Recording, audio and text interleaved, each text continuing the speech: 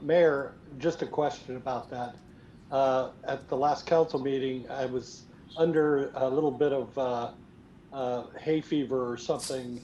And so I turned off my camera a couple times to use my Kleenex. Didn't think the city wanted to see that.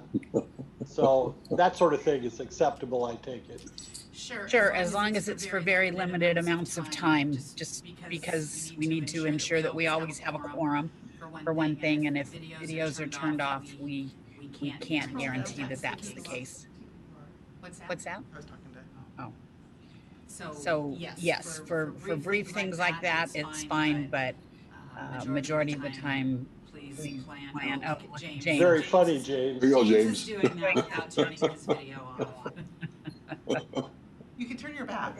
How about you do that? And we want you to be well as well. And potty breaks? So potty breaks, they need to. If you let us know, we can have a short break, but we, similar to the way things are operated when we're here in person, Right. Just don't want people getting up and walking away. Okay. She turned it on for a second. It's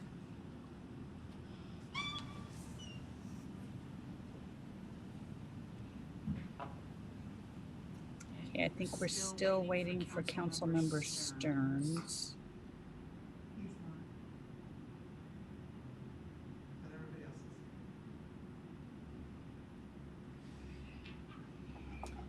All right, I'm going to go ahead and call the meeting of September 10th, 2020 special city council meeting for the city of Auburn to order.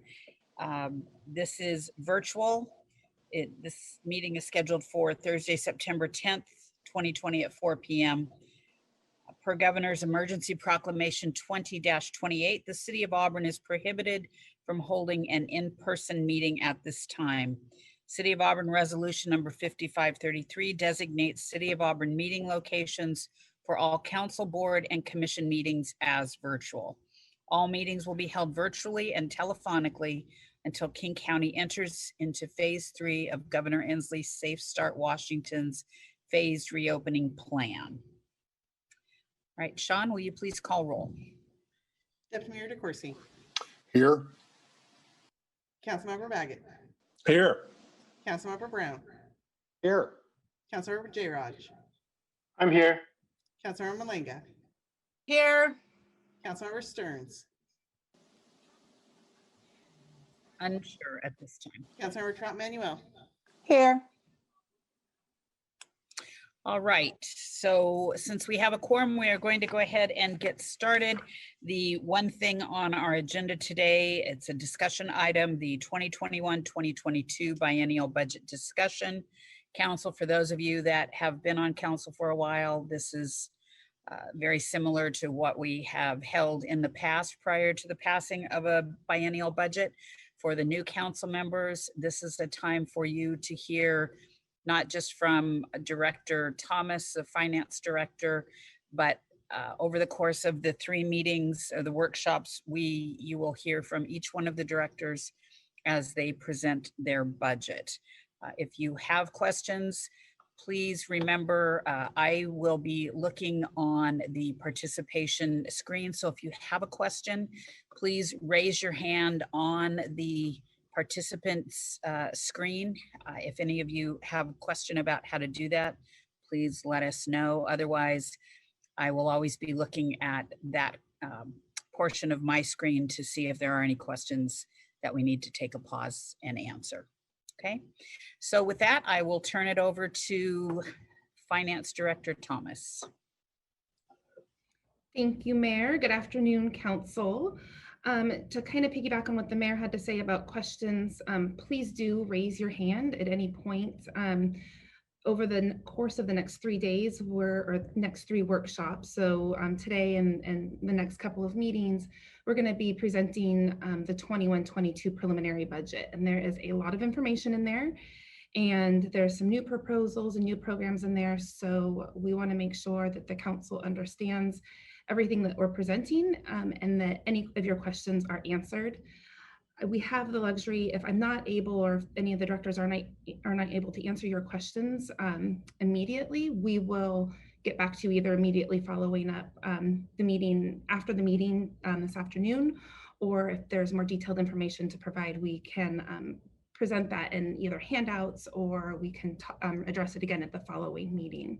So we want to make sure at the end of this that the budget's transparent, easily understood, and that you all understand everything that we propose to do for 2021 and 2022. And then with that, I'm going to share my screen.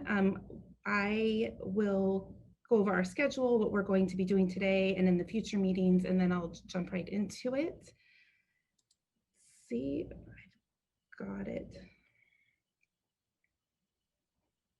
Here we go. All right, does everybody see my screen? Okay. So as I just said, this is, we actually have a total of 4 workshops. We already had our first one back in August to just review the budget in general, the process, and why we do a biennial budget. The next 3 workshops beginning today will be actually reviewing the preliminary budget that both finance staff and really the directors and staff citywide have been working on for the last several months. And so to go over the schedule, today's schedule, I'm going to do just a brief fund review and to help walk you through your budget books. Hopefully everybody has their budget books handy. If not, we'll be walking along through the PowerPoint with a lot of the same information that you see in the budget book. The budget books just have a lot more detail. The slideshow is going to be a much more condensed, summarized version of what you would otherwise see in your budget book. After that, we're going to really just jump right into the general fund. So before we get into the 21-22 budget, I had promised all of you that we would do a 2020 general fund update, because that really frames our starting point for 21-22. So we'll do a little bit of an update, mostly to look at how we're trending compared to some of the COVID issues that we had and some of the adjustments that we made related to COVID. Then we'll discuss our budget goals for 21-22, some considerations and the expenditure drivers that we took into account when building the budget, our revenue forecasts for 21-22, then looking at the general fund budget summary, a summary of the new program requests. So these are all general fund. All of these we're staying very focused on just the general fund for today. And then we're going to get started on some presentations from some of the department directors towards the end of today's presentation. We'll be hearing from Director Hinman. She'll be presenting the mayor and council and administration budgets. And then Director Martinson will go over the human resources budget. Next week, on September 15th, we're going to follow up with all of the other general fund departments that we don't get a chance to get to today. That'll be finance department, the city attorney, community development, police, public works. As it relates to engineering in the streets, we won't be talking about the utilities until the last meeting. And then parks, art, and recreation. After we wrap up our general fund discussion on the 15th, we'll dive more deeply into our internal service funds. Since our internal service funds are kind of a building block even to our general fund discussion, we're going to spend a little bit of time talking about how the internal service fund budgets are built and how they affect all of the other funds citywide. Then for our last meeting, we're going to review general governmental capital. So these are all of the capital projects that support general governmental operations, whether it's facilities, parks, or streets, and how those projects are funded. And then we'll get into our proprietary funds. So those are our business activity funds, cemetery, water, sewer, storm, solid waste, and airport funds. And then we'll wrap it up with our fiduciary funds, which are much smaller more miscellaneous funds, but we still want to address those to any activity that may be taking place in those for the 21-22 budget year. And we'll wrap up that final meeting with just the next steps. So council is aware of what we need to do next. And of course, as we're going through these, any comments or talking points that you guys would like us to like us to take into consideration, we'll be rolling any of those suggestions into the budget as well as we go along. This is just a preliminary budget at this point before we bring it to council for a public hearing and final adoption. So with that, I'm going to start with just a general fund review. And unfortunately, there's kind of there's a lot of information and we're slicing it a couple of different ways. So I'm going to start with how the budget books are presented. You have two budget books. The first budget book is entirely the general fund. So that book we're going to be spending today and the first half of next Tuesday going through. And then book two is all of the other funds. And each book is organized by the department. So really department director. And in each of those books, in each department for each of those funds, there's an organizational chart, a department overview, accomplishments and objectives, performance measures, department budget summary, the FTEs for each department, and then the line item detail budget. We're not going to spend our time going through all of that detail. We don't have enough time, as you can tell by those budget books you have. There's a lot of information in there. So when we're going through the books, when it comes to the general fund, we're going to hit really a department overview. Each of the departments are going to give you an overview of their department. They're going to talk about some of their most recent accomplishments, their goals and objectives for the next biennium, and then their budget summary for 21-22, and spending time talking about any significant changes or any new program requests that they have in their budgets. So really, we're going to spend time talking about significant budget items and or any changes to the budget that they're proposing for the 21-22 budget cycle. Now, how that differs and how I'm hoping that the structure of and the format makes sense to council is, on top of that, we need to think about our fund structure and the different types of funds we have and how we manage those different funds. So this is all review, but we've got three different fund types. We've got governmental, proprietary, and fiduciary funds. And within our governmental funds, we've got our most major fund, which is the general fund. And that's what we're going to spend most of our time talking about today and the first half of next Tuesday. And then we'll talk about the other governmental funds, which are special revenue, debt service, and capital project. Those are all really intertwined when it comes to capital projects. And I'll cover all of those when we're talking about our general governmental capital programs at our third meeting on next Wednesday. Our proprietary funds, we've got two types. We've got those internal service funds that I had mentioned that really drive a large portion of the costs for the general fund. And we're going to look at those at the second half of our second workshop. And then we'll be looking at all of our enterprise funds, which is our water, sewer, storm, airport funds, include both their operating and capital budgets. Will be on workshop 3. And then all of our miscellaneous fiduciary funds will wrap up with at the end of that third workshop. Because a lot of our department directors have responsibility in multiple different fund types, we do have a couple of directors that will be presenting a couple of different times. So rather than just having one director present one time, we're presenting in a way that follows the fund structure more than it does one director's total span of control, to help keep the general fund separate from all of the other activities that we're doing. So with that, I'm going to jump into the general fund update. As you remember, we've talked about this a couple times, and you actually just adopted the budget amendment number 7. So a lot of these numbers hopefully look familiar to you. But back in April, we started doing some projections about what we think our general fund revenue shortfalls would be for the 2020 year as it relates to COVID-19. At that time, we had estimated a shortfall of somewhere between $6 and $9 million. Most of those shortfalls were sales tax, charges for services, mostly those charges for services were related to arts, park and recreation, reduced revenues for development activity, the loss of our streamlined sales tax mitigation money from the state, and then a reduction in utility taxes, with some of our large utility customers being shut down for several months while before businesses open back up again.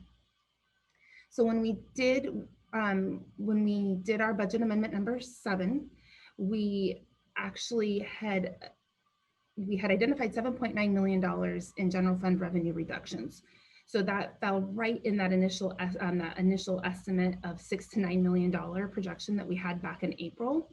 And as we were kind of sharpening our pencils and we're getting more information and more data, we did a budget amendment to reduce general fund revenue by $7.9 million.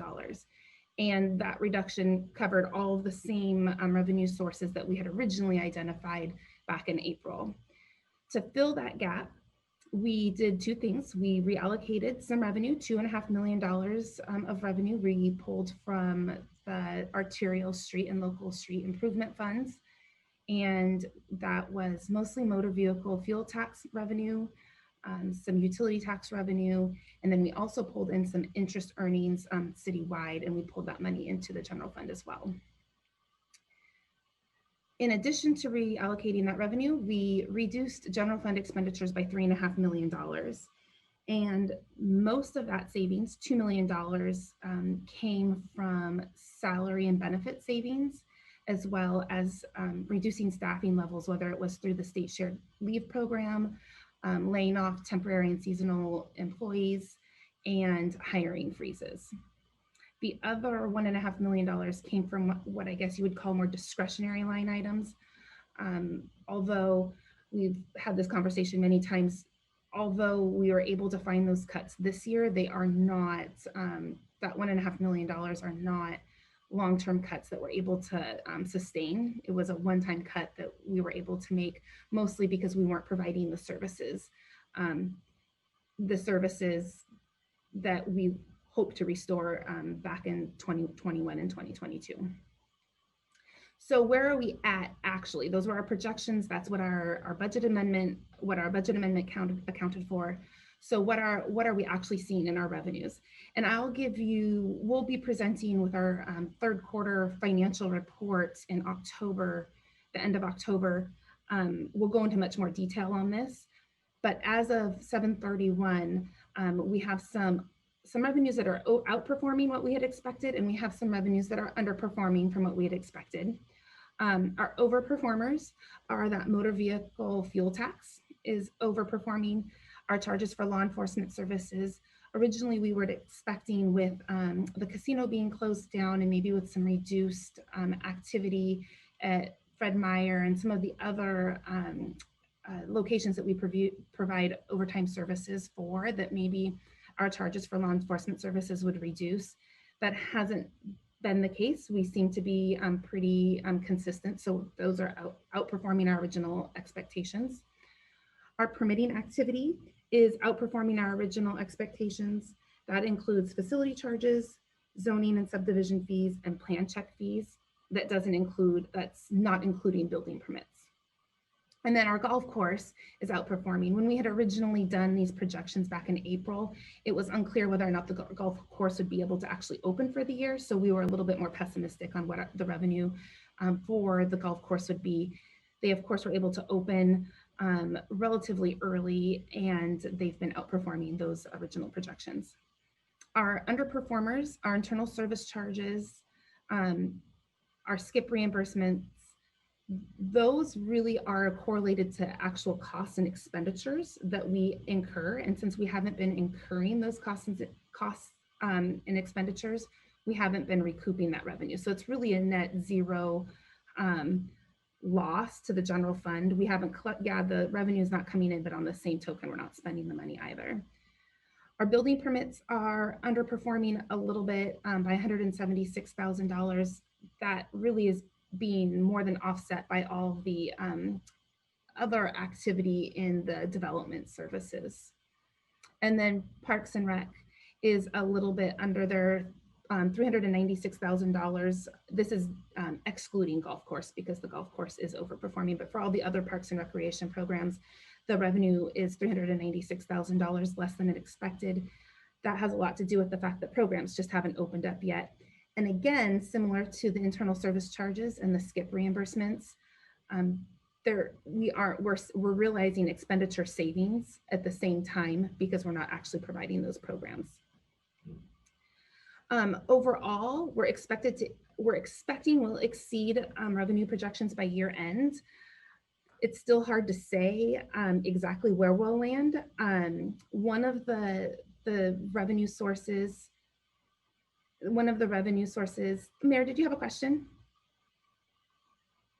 I did not see it, but Sean told me that Councilmember Stearns had raised his hand. Councilmember Stearns, do you have a question? I had raised my hand, then I lowered it because I think Jamie answered it, which was just, is the golf course part of Parks and Recreation? But she said you guys separated it out. So that was my only question. Okay, thank you. Yeah, I separated them out. Normally they would be reported together. I separated them out for this purpose because they're doing two completely different things. And I wanted to call out where there's one revenue activity that's outperforming and then we have another one that's underperforming, but for two completely different reasons. So that's why I pulled them out in this case. So going back to one of the most significant revenue source that we're really watching is that sales tax. And the good news to this point is it's not good news, but it's good news. Overall, we're underperforming in sales tax by about 8% compared to what our original adopted budget was. And when we were originally making our revenue shortfall adjustments, we had taken a much more pessimistic view of what our revenue collections for sales tax would be. I am really hesitant to say what I think we're actually going to end up at the end of the year, particularly because of a lot of uncertainty over what's going to happen this fall. And if we're going to continue having business closures, if we're going to have another closure, if we're going to go back to phase one. If we go back to phase one, that will significantly impact a lot of that sales tax revenue. Partly why we've been able to recover in the sales tax revenue is because restaurants and retail outlets were able to open back up, albeit on some restricted and limited basis. That has really helped us recover and not have as significant of loss as we had originally projected. But if that happens again, let's say October, November, December, we might not end the year as favorable with our revenue projections. But unless things get much more dire than they were earlier this year, we should be right on schedule with what our amended revenue expectations are for the year. As far as expenditures go, even after we've made the budget amendment 7, we do expect to have some additional savings. We don't, between $2 and $3 million, even after that budget amendment budget amendment 7, and taking into consideration some of our cuts. And this is mostly due to salary savings. So even though we already have hiring freezes in place and we've already accounted for a lot of those savings, speaking for myself and I know other directors, even though we have some positions that are vacant, they aren't necessarily identified as a frozen position. We've really taken our time at refilling or thinking about how we're going to reorganize workload and staffing, and just keeping those positions vacant a little bit longer than budgeted has really accounted for some additional savings. I also want to point out, though, from a long-range planning standpoint, the city has always had a significant amount of salary savings at the end of each year, and that money we do rely on in a long-range planning capacity, because we know that there's going to be normal attrition and turnover in positions. There will be savings. We count on having that savings every year. So I say that because really the $2 to $3 million in additional savings is not a windfall for us. It's not like we have a whole bunch of extra money. It's just an indication that we're on track with what we would have normally expected to have at the end of the year, which is a good thing, but it's not necessarily extra money.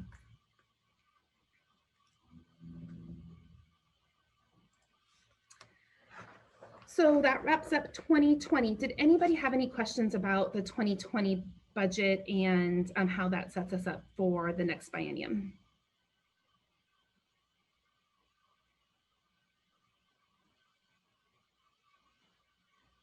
Councilmember Stearns, did you have a question?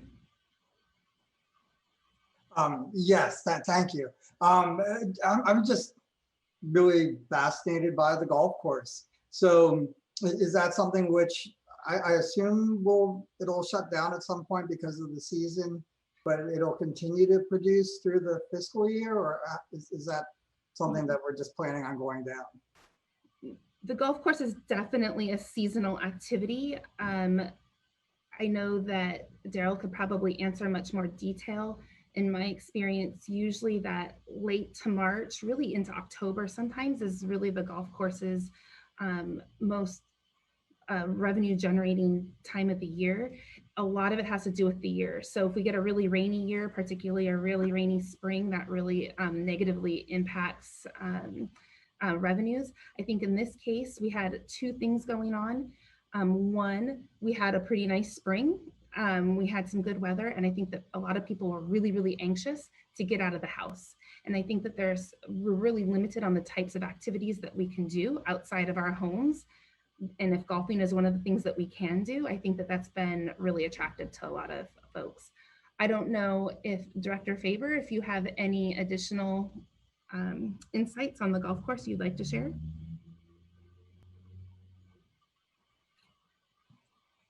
No, I think I covered it all.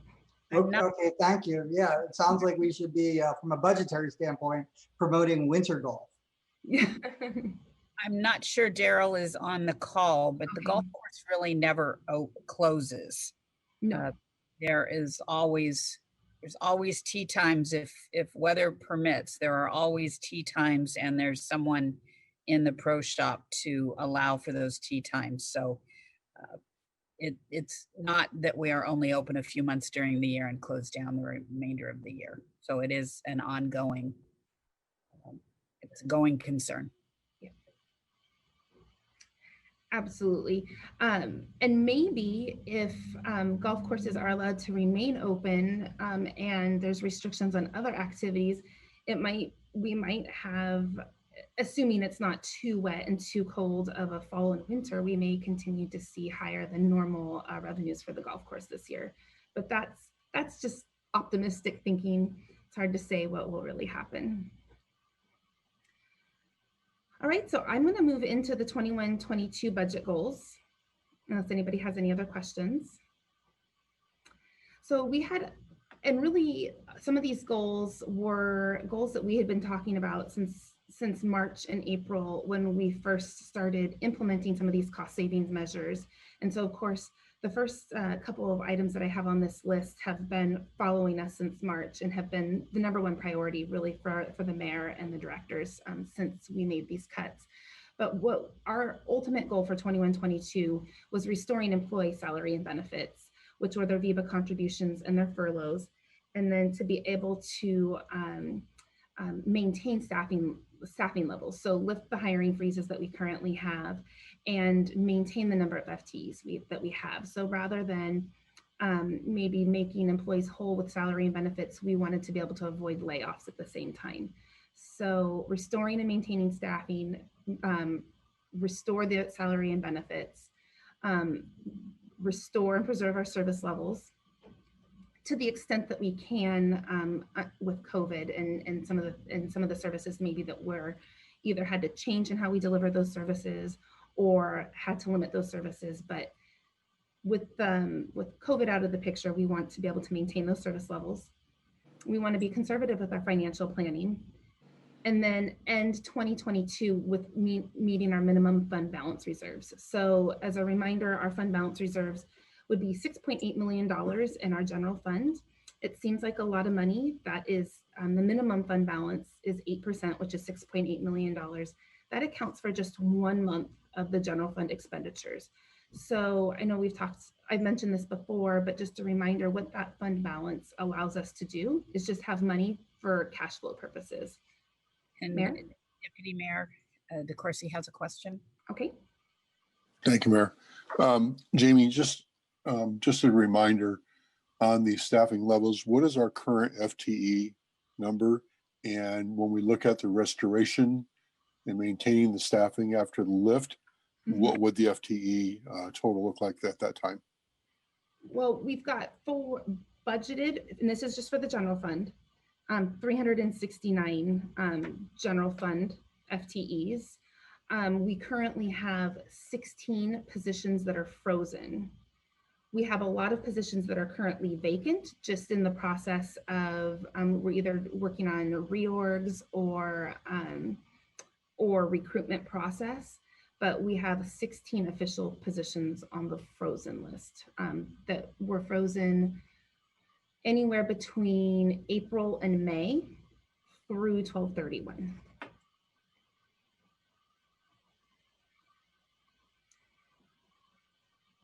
Any other questions? Okay. So with the general fund balance, our goal is to end 2022 with at least $6.8 million, which is our minimum fund balance goal. And that's to really just maintain cash flow operations, to be able to pay our bills from a timing perspective. You know, as we pay AP invoices, we need money in the bank as we're waiting for other money to come in. And then our other goal is to maintain at least 5%. The range is 5 to 10% in our cumulative reserve fund. So 5% would be $4.2 million at the end of 2022 for our cumulative reserve fund. And the objective of the cumulative reserve fund is really to have money available in unforeseen catastrophic events or for capital and debt service needs. So one of the things that we do have an ongoing need for is maintaining street capital and our transportation capital. And when we get to a point when we're able to actually have a cumulative reserve fund that is above the minimum levels, that would be a one-time sort of source that we could maybe look to do one-time capital projects. So the cumulative reserve fund really serves several functions. I think it's probably most attributed to like a rainy day fund is the best way, just so it's there when we need it. But we definitely don't want to be relying on it for ongoing operations, which is a conversation that we've also had in the past, and I know that you're all very familiar with. So that's the framework that we started with when we started putting together the 21-22 budget. Also, some things that we needed to consider when we're looking at the 21-22 budget, and again, this is one of the reasons why one of our topics that we had at our council retreat back in March, but we need to look at long-term, what is our fund balance doing and are our current operations sustainable? So when we put together the kind of what we call a baseline budget for 21-22, you can see our fund balance doesn't exist at the end of the biennium. And when I see baseline, it's us addressing all of those goals that we had on the previous slide when it comes to restoring employee benefits, salaries, and services and staffing levels. It doesn't include any new programs or any new staffing, really just restoring the pay and benefits for employees. It also doesn't include adding any new program revenues either. So this is just what we would consider our baseline budget. So to reiterate again, what our minimum fund balance requirements for the general fund would be $6.8 million at the end of 2022. And as you can see with just our baseline budget, we're at a -$1 million. So these are all things that we've considered as a group. These numbers have changed. You guys did see this a couple of different times. This was presented to you. A similar chart was presented to you by Burke Consulting back in early February. We also revisited it in March at the council retreat. The numbers, the story is the same, it just happens a lot sooner. So with Burke's forecasting and their model, they had us not going into a negative fund balance until we got into 2023. That they had originally estimated us to end the biennium 2022 with a minimum fund balance of like $7 million.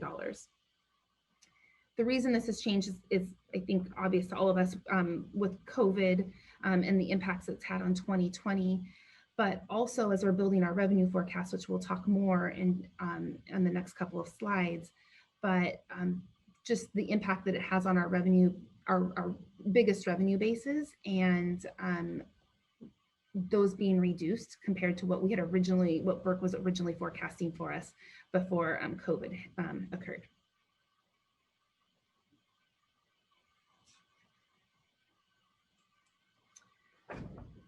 So additional considerations that we've had is the COVID's long-term impact on fund balance, which we just looked at.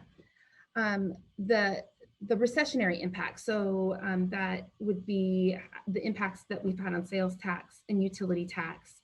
And not necessarily, I think those are all a result of COVID, not necessarily COVID's fault, not necessarily anything related to closures, but maybe a recession that we're anticipating on the tail end of COVID. We also are taking into consideration the abrupt elimination of the streamlined sales tax mitigation, and then our pre-existing fiscal imbalance with a property tax being limited to 1% growth each year and our cost of services increasing at a rate greater than 1%. And then on top of that is just that the escalating demand for services. So not only are our existing service levels increasing in cost greater than our revenues, we have other demands and needs for services as well. So whether that's transportation, mental health, homelessness services, and then I think most recently has come up in the last couple of months. I mean, this has always been hasn't been important to the city, but it's really been highlighted to be even more important. And that's the equity and inclusion programs, not only for just our city staff, but just how do we roll that out to our citizens and our communities and our neighborhoods, and making sure that the city of Auburn really is really promoting and being the best they can at equity and inclusion. And that program takes money, it takes time, and it takes effort.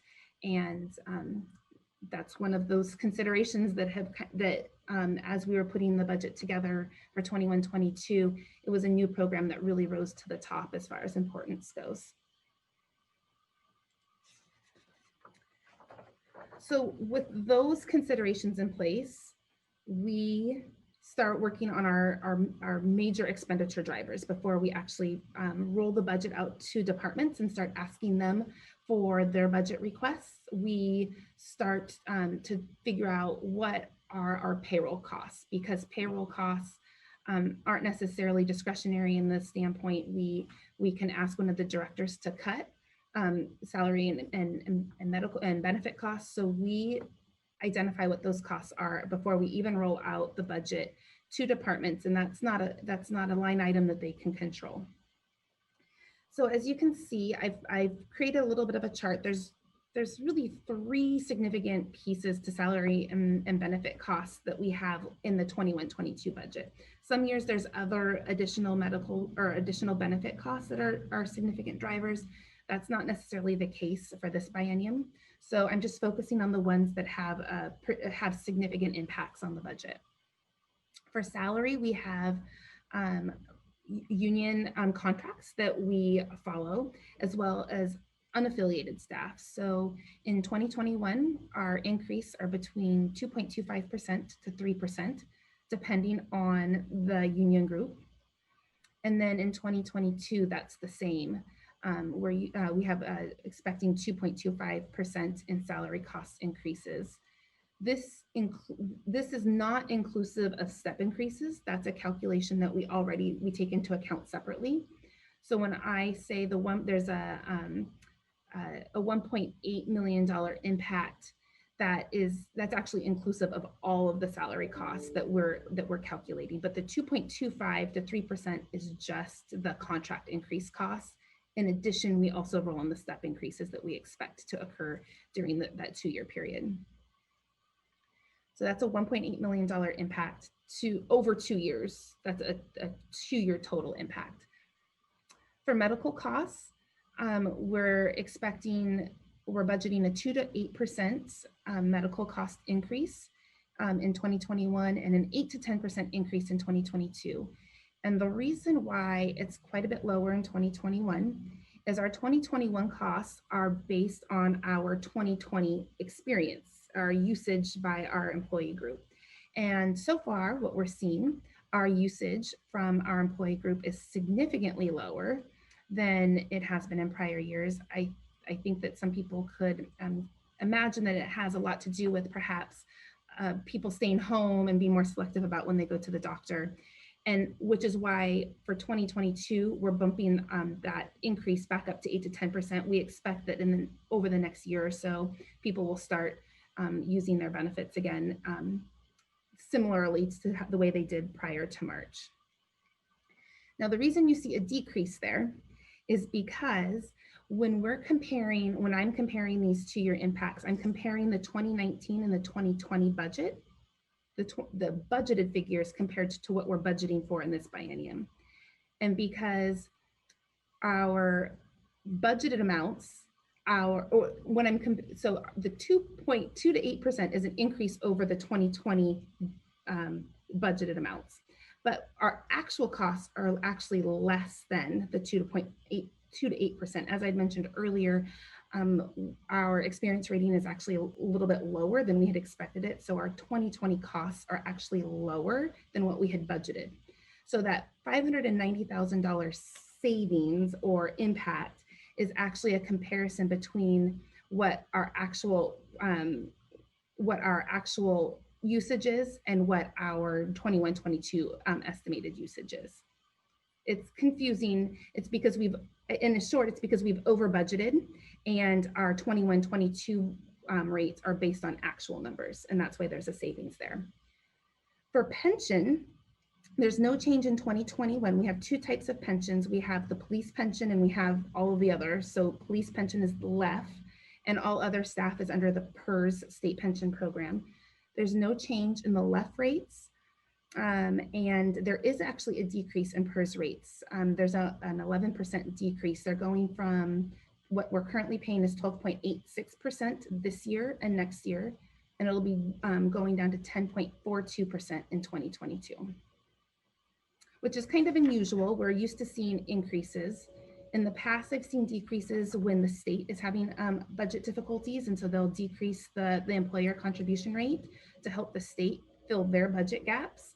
But then on the back end, we'll have to pick up our contribution rates then in the next budget cycle. So I wouldn't expect, from a long range planning standpoint, I wouldn't bank on that 10.42% lasting too far into the future, because at some point we'll need to make sure that the contributions are enough to keep the pension plan fully funded. Councilmember Stearns has a question. Yes, thank you. So on the medical costs, I mean, it sounds like they're lower because people were not going to the doctor. And I mean, I'm just familiar with my provider. You know, they discourage people from going to, go in for anything elective. So people are holding off on elective procedures. But that doesn't mean their conditions have gone away. So, I'm wondering if that 8 to 10% in 22 captures, I mean, it won't just be going back to normal. It's like deferred medical costs. So you'll have the normal cost plus all of the things that people, need to get caught up on that they put off this year. You're correct. And these are all conversations that I've had with human resources, and actually they've had a lot of conversations with our medical providers as well. And at this point, they're very confident that 8 to 10% in that second year of the biennium is still realistic. I think in addition to the deferred medical procedures, I think in general, there's just people are thinking twice about going in, whether it's to urgent care or maybe holding off on what somebody might consider, they might land on it's an unnecessary visit. But to your point, yes, I think there is going to be an upswing, not only a return to maybe normal, but then the deferred piece as well.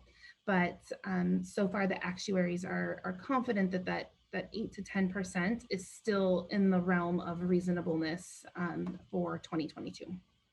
And it's experience rated typically, so it's on a lagging time. And it looks like Director Martinson has her hand raised to share additional information on that. Thank you, Mayor Backus. So I just spoke with the city's insurance broker today, and what we're doing is getting updated numbers for 2021 plan year. And we are discussing negotiating a renewal soft cap for 2022 to address the very concerns that Councilmember Stearns is raising, because the medical market is a little bit uncertain and unstable right now. Part of our renewal negotiations does involve a soft cap for 2022 so that we can go into this next biennium budget with some assurances. So we are looking at the concerns that you raised, Councilmember Stearns, and working on that. Thank you, Candace.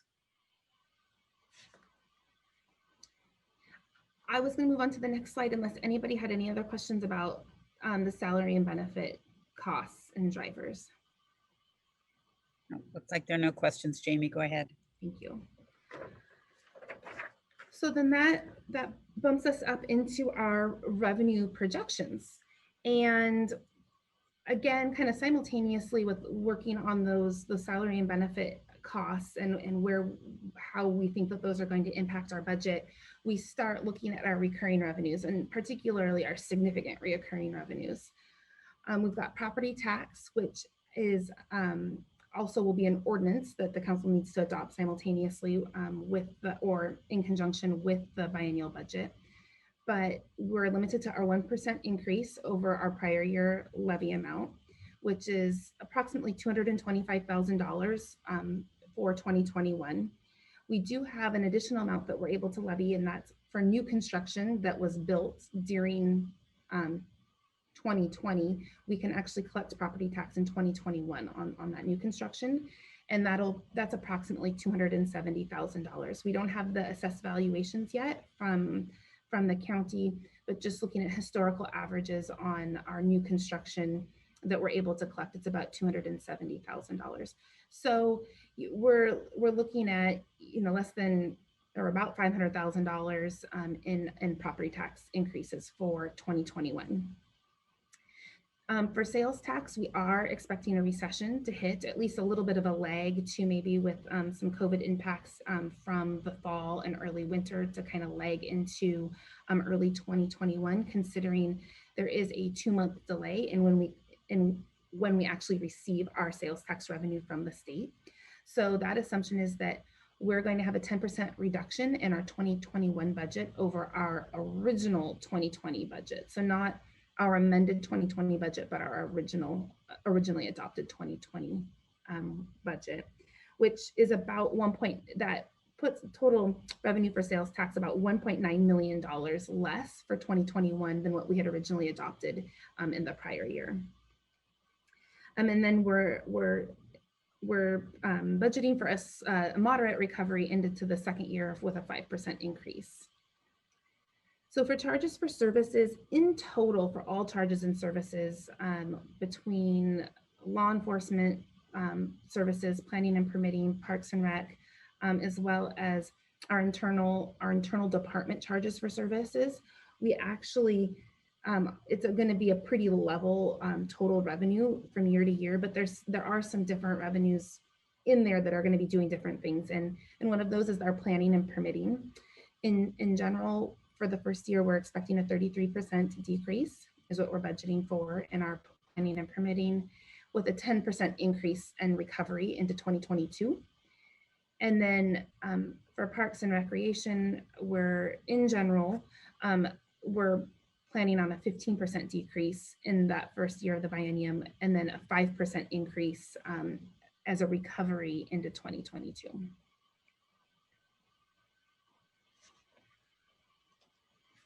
So when we have our baseline budget, we've added all of the increases to salary and benefits that we've calculated using our salary and benefit drivers.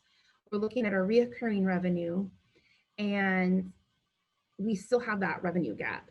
And so what we've done in the preliminary budget, and we'll talk more about these later on, this is more of just a summary at this point to kind of roadmap us to where we're going. But to get us to a balanced budget, we rolled in a couple of new and enhanced revenues that we had discussed, that we had talked about earlier in March at our council retreat. So in the preliminary budget, what you'll see is you'll see increased utility tax. So we were proposing a 3% increase, which was the number that we had discussed at the council retreat in early March. That adds $2.5 million in 2021 and $2.8 million in 2022. This wouldn't be, this would be effective, so it would be effective January 1, and we would need a separate, we'd have to adopt our city code. So there would be an ordinance in addition to the budget amendment that the council would need to adopt. So adopting the budget wouldn't adopt the utility tax. It would require a separate ordinance and action by the council. In addition, we use the business and occupation tax in our 2021-2022 budget. And again, this would go back to what we had discussed in March. It wouldn't go into effect until 2022. We're estimating to add $4.8 million in 2022. This is assuming the $500,000 threshold that we had discussed. And I think that there's still a lot of room for discussion. I know that I've heard from council members, and I think that we want to make sure that we land on the right number. There's a lot of room and flexibility in how we write the ultimate code, the B&O code. But to get to the $4.8 million, this is one of the ways we could get to the $4.8 million. You could have a $500,000 threshold and have rates that would range between 0.046% for retail and manufacturing, 0.152% for services, and 0.2% for wholesaling. So there's a lot of, oh, yep. All right, Councilmember Baggett has a question. Yep. Thank you, Nancy. Just a quick one. I'm sure you've got a good answer for it, but why are we implementing this in 2022 instead of 2021? That's a great question. And mostly it has to do with how much time it takes to really build a good ordinance and a good community rollout, I guess you could say, business outreach and development. So there's kind of the outward facing piece to the B&O tax implementation. And then there's also the back end piece. So there's going to be a lot of time and effort on staff's end to actually build a system to be able to collect B&O tax information from businesses. And so we're saying that it's going to take over a year and several months to develop this and get it implemented? Well, we didn't. So we've got some preliminary work done. We don't want to start putting effort out until we've had full council support. So when we first heard back in March, and then we reaffirmed mid-year this year from council, we knew we could move forward with at least putting it into a preliminary budget for the council to consider. Once we have sorry, go ahead. Once we have that final approval from council that gives us the final green light, yes, you can move forward, then we can start developing the code and the policy. It's a huge effort to put together both the back end database and the front end, the usability for the users, as well as reaching out to the business community and developing the code also. And we don't want to put a lot of effort out if it's not actually something that we're going to be able to move forward with. Well, I think we've been talking about this for some time, and I think that we really need to think about implementing this maybe sooner rather than later. And Nancy, do you have some thoughts on that? Yes, Councilmember Baggett, this has been part of our discussion for quite a while, that it would take a significant amount of time to implement everything and to have those discussions with the business community. And in the face of COVID, it's certainly not something that we want to, while we might want to have the revenue quickly, the discussion and the recommendations all along has been for at least an 18-month rollout. And that's what this would accomplish, basically. it would provide a year to have the staff in place, to get all of the systems set up, but to also have those discussions with the business community that will be impacted and with some of the business community members that won't have an impact, so that they understand what this is going to do for our community. So it's not a simple process. It's not a flip the switch type activity. And it's one that we have one chance to do this right if it's something that council decides in an official vote that they want to move forward with. So it's just not flipping a switch and having everything ready to go. Well, no, I understand that it takes time to develop these things and inform people. Forewarned is forearmed, and so to speak. But I'm looking out there in the future there and looking at all of those deficits that we're going to be facing. And I think that the sooner we get things going on this, I can't believe, with all due respect, that it's going to take 18 months to get something like this implemented. We're going to have to make some decisions here very quickly to mitigate some of those things in the out years, and the sooner the better, I think, as far as our available alternatives, if you will. But thank you. I appreciate that information. Sure. And next is Deputy Mayor DeCoursey. Thank you, Mayor. Two things. First, a question for Jamie. Jamie, on the assumption of the rates that are shown on the slide, where does the warehousing fall into those rates? Wholesaling. Well, generally wholesaling is where the warehousing would fall into, which is why, so these rates were more or less are copying Kent's rates. So again, we can do whatever we want with rates, but typically the wholesaling rate is higher because warehousing doesn't generate a lot of revenue. And since it's a revenue base that generates B&O tax, if you add a higher rate, the theory is that you capture a more relative portion to the footprint of those warehouses. Okay, thank you. Mm-hmm. And then just a response to Councilmember Baggett. We have talked about this in pretty good detail over our preliminary budget meetings and our retreat and such.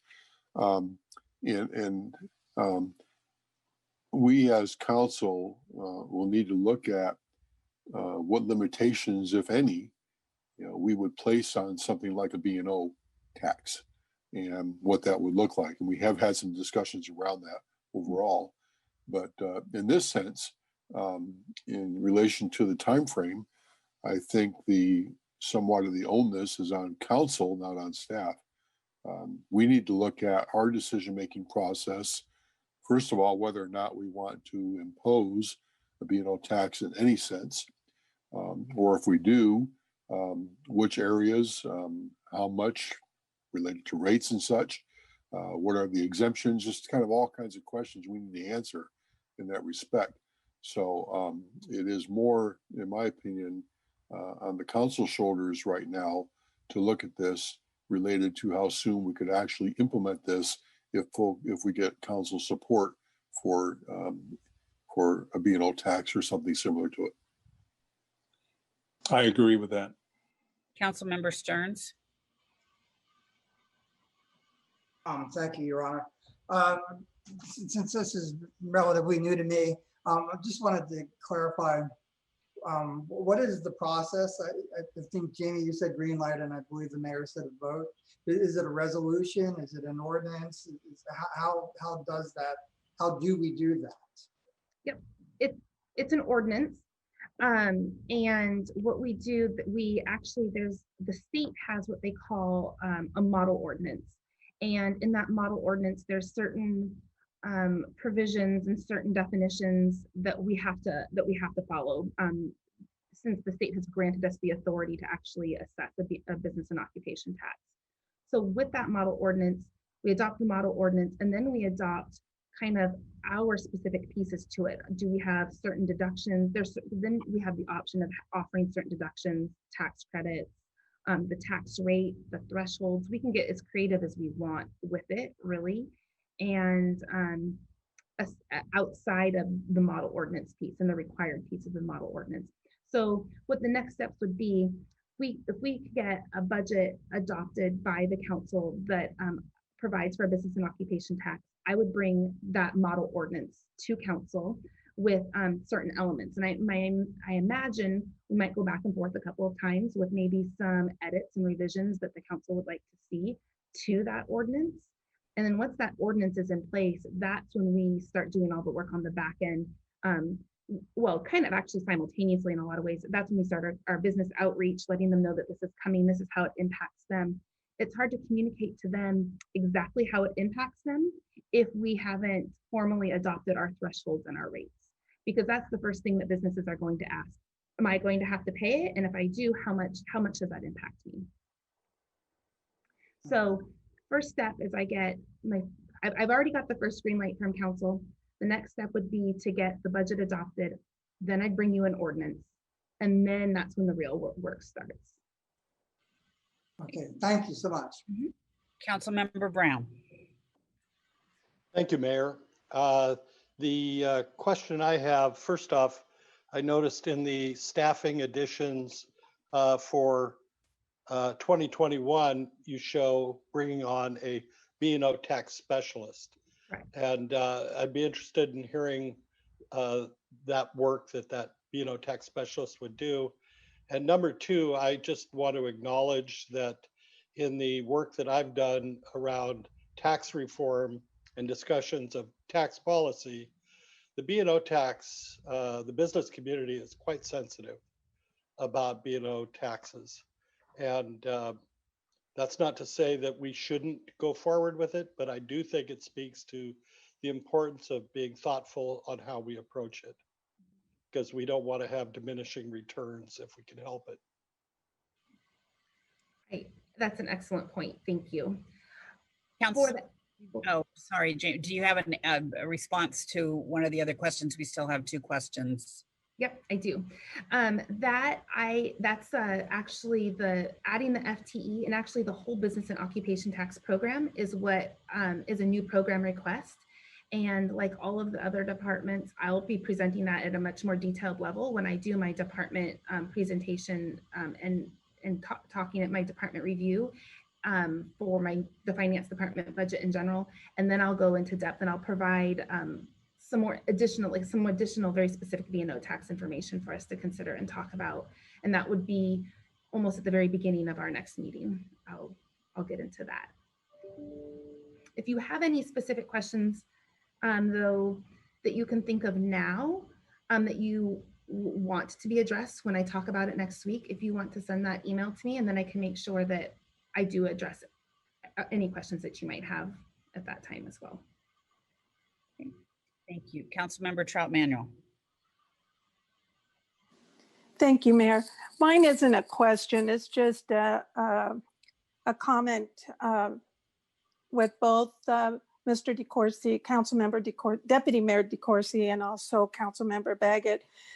We have seen this several times. It's like a refresh course for us, but we also have to remember that there are 3 new council members on here that need to get caught up to where we're at.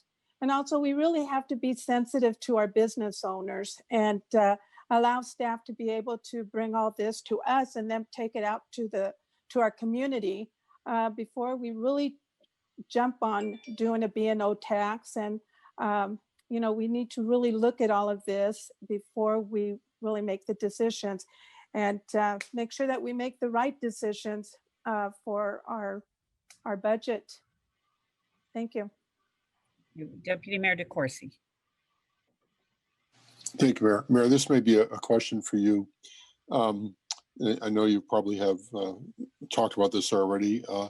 When would we start looking at having the business community conversations with this? And as we do, would there be council involvement with that, or should there be council involvement with that? So council, you have given us an indication that you would like to move forward with this plan. But again, we're not doing a great deal of work on it until there is an affirmative vote in that regard. We've had some initial discussions with the chamber. There certainly could be an opportunity for council involvement in those discussions as we do a roadshow, if you will, with the business community. So we will be looking at how that would come about, because I'd be happy to have somebody else help take the heat. Okay. And I think to add to that, Mayor, really as soon as we get a budget and we get an ordinance adopted. So at the end of this year, beginning of next year, we should have a really good framework to move forward with. So we have some really concrete information to share with the business community at that time. Okay, that looks like that's all the questions for right now. Deputy Mayor, did you have another question? Just a comment, thank you. And thank you for that explanation. I'm just, I guess I'll say slightly concerned that if we go forward with an ordinance first and then, and we already had the conversation that you said with the part of the business community, with the chamber. But I think if we go forward with an ordinance first and then bring the business community in, we might be putting the cart before the horse. I very much appreciate what Councilmember Brown said regarding the sensitivity of B&O. We're one of the few cities that don't have a B&O tax, as we know.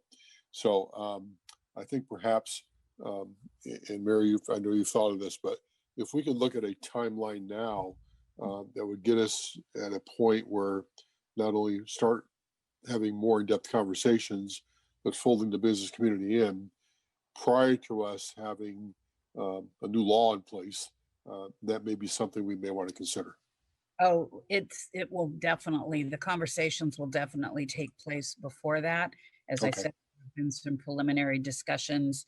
You can understand that the chamber is most likely not going to be jumping up and down in support of any type of tax on their businesses. So we will be working in conjunction with the chamber as well as some of the specific business owners so that there is a better understanding of what this implies and how it could impact the businesses. So it's not that we go from 0 to 60 overnight. It's a matter of kind of inching our way up to that line all along and having some conversations with some of our larger employers, whether they're right now informal in nature, but to just kind of give a heads up, and then we will develop a full formal presentation that we will share with the business community as well as council, obviously. Great, thank you. Councilmember J. Raj.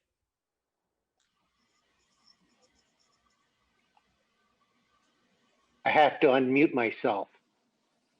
That would help. Director Thomas, I've got a couple of questions for you. First of all, did you say we're going to get the process going end of this year or beginning of next year? Is that what you said? Yes, absolutely. We need to get it going as soon as possible because it is going to take time. Correct. Do you have another question? Yes, I do.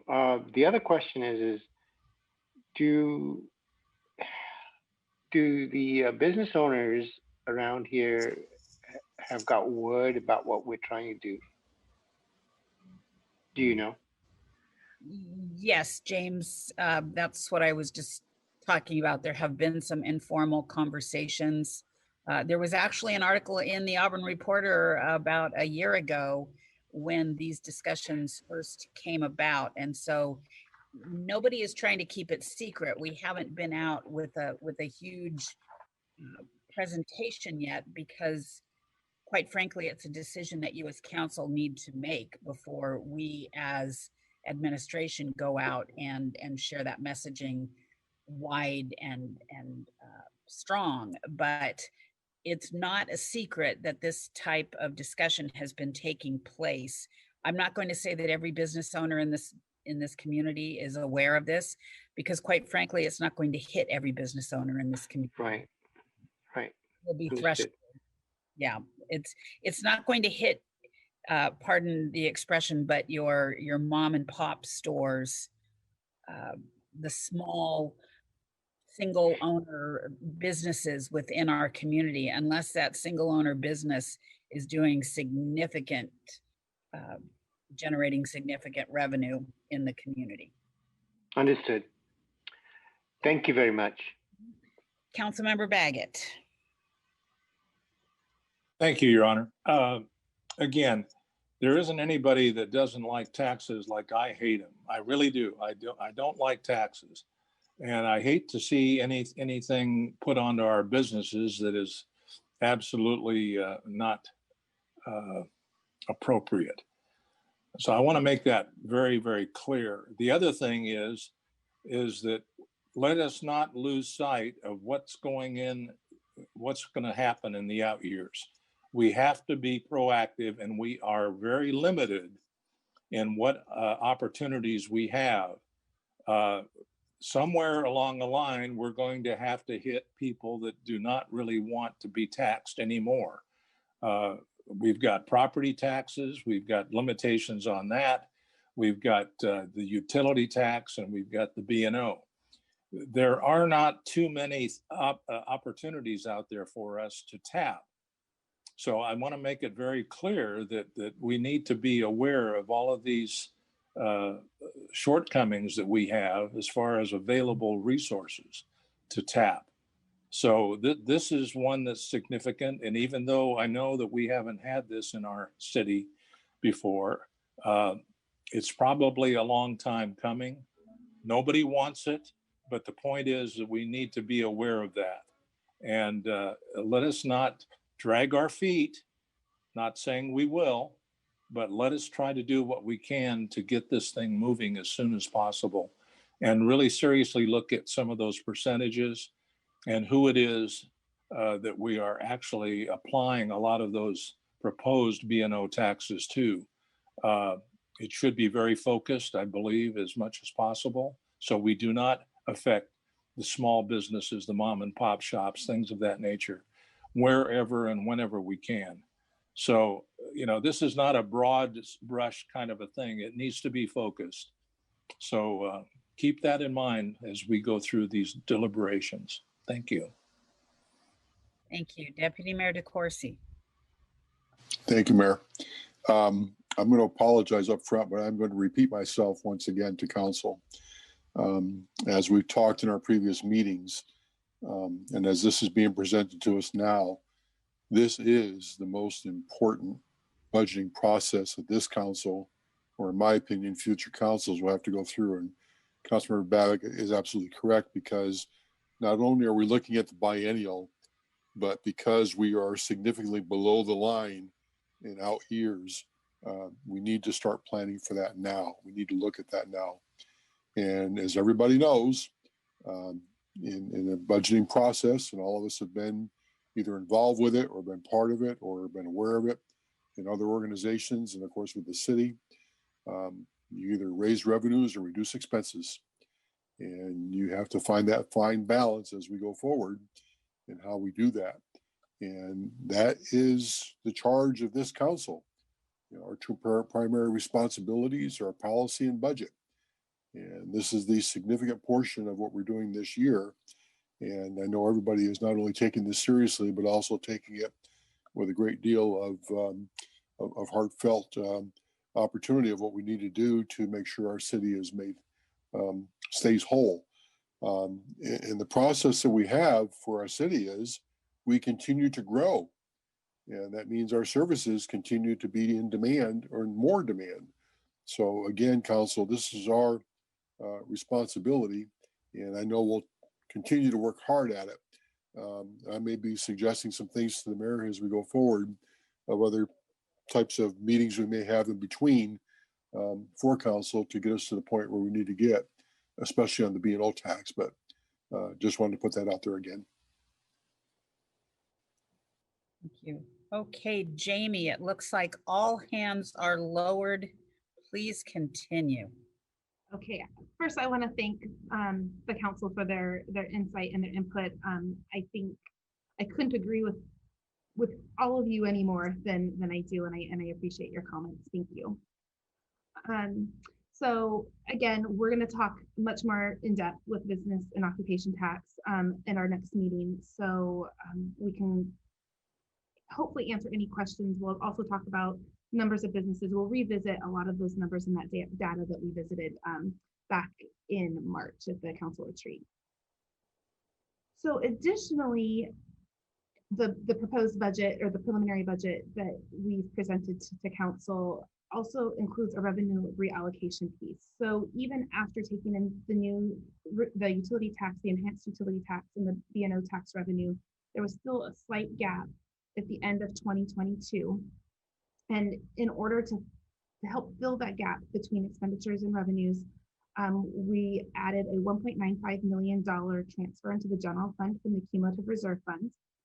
And we are going to reduce transfers into our internal service fund by $500,000 over the biennium, which saves the general fund about $330,000.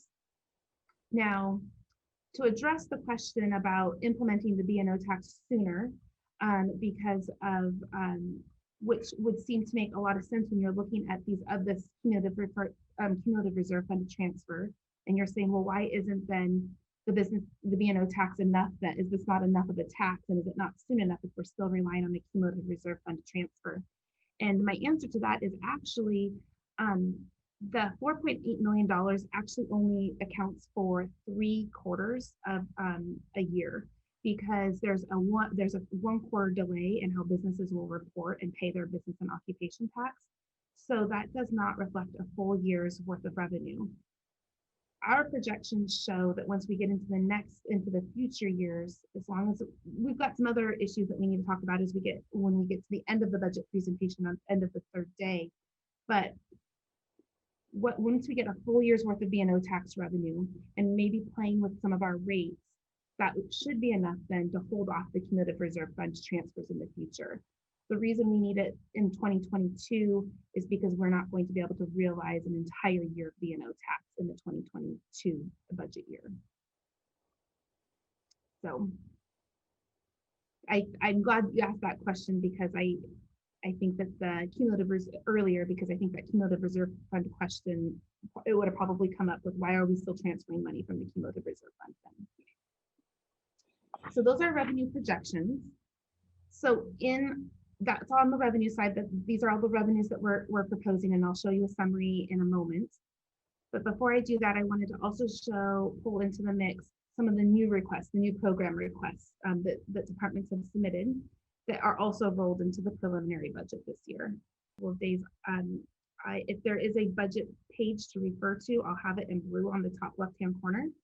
So you can see not only a summary of all the new program requests for the general fund in book 1, page 233, there's actually detailed information about each of those requests in the following pages as well. And we're going to go, as we go through each of the departments, each department director will talk about the requests and talk more detail why they're important and the merits of those requests. This page shows a summary of all the general fund new requests that we have. As you can see, the B&O tax specialist is in there. That's $150,000 in the first year. And then in the second year, 2022, there's a big negative number, and that's because that B&O tax specialist is being offset by the revenue that position would be helping generate. So if we remove the B&O tax program entirely from 2022, the total new request in 2022 is $265,000. I removed the B&O tax because it skews the number so much. I wanted you guys to be able to see what the new program requests for the general fund in 2022 really would be. Below that, I also have the internal service fund requests. And the reason I'm including them on this page of the general fund request is because this is actually, these are police department requests. They're going to be funded by the internal service funds. However, it is a police department. They are for the police department, and Chief O'Neill will be talking about those requests when he does his department presentation next week. So on book 2, page 499, those are the new program requests for all of the other funds. Again, we'll be talking about these there's a combination of two different kinds of requests. These are either general capital requests that are being paid either with REIT money or internal service fund money, or in other cases, they're new programs or new purchases being made by the enterprise funds and proprietary funds. Again, the department directors, when they're going through the budget presentation for each of those funds, they'll talk about their new requests that they have at that time. Okay. So going back to what the revenue budget summary looks like, flip all the way back to the front of the book again, and you can see in more detail. Oh, yep. There's a question. I don't see any hands up. No? Okay, I thought I saw a hand. So we'll go all the way back to page 9 in book 1, where I've got a detailed summary of general fund revenue. And it's a comparative summary of general fund revenue from year to year. For the PowerPoint presentation, I condensed it to the 2020 estimate versus our 2021 and 2022 preliminary budget amounts. And the two revenue sources I wanted to highlight were the utility tax, because in that utility tax number, you see the 3% increase in both 2021 and 2022. And then you also see that really large increase in 2022. The B&O tax is embedded in that utility tax line. So there's an additional $4.8 million in that utility tax line for 2022. And then interfund transfers, I mentioned this earlier, we are proposing a $1.95 million transfer from the cumulative reserve fund. And you can see that increase in the $2,049,000. You can see that in 2022. And you can also note that there's also a big transfer in 2020, because in our original 2020 adopted budget, we had budgeted a $4 million transfer from the cumulative reserve fund into the general fund.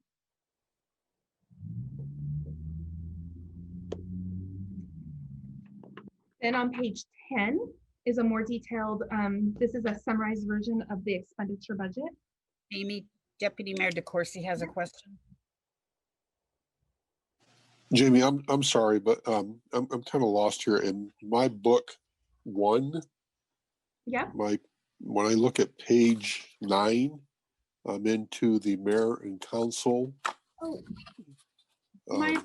my apologies. I think I made an error. That was the PDF page. So oh, 1. So in your book, it's actually page 1. Okay. That's what I was, because I was going back and forth with all the pages, and I saw page 1 and went, okay, all right.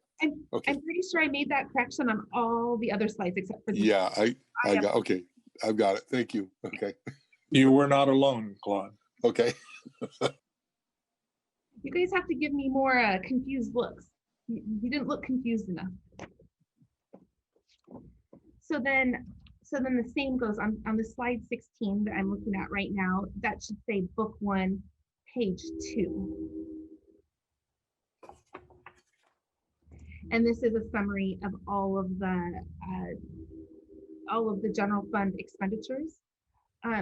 Also on that page 2, it doesn't break it down by expenditure type, but it does break down expenditure by department. So that's one other way that you can look at the expenditure information.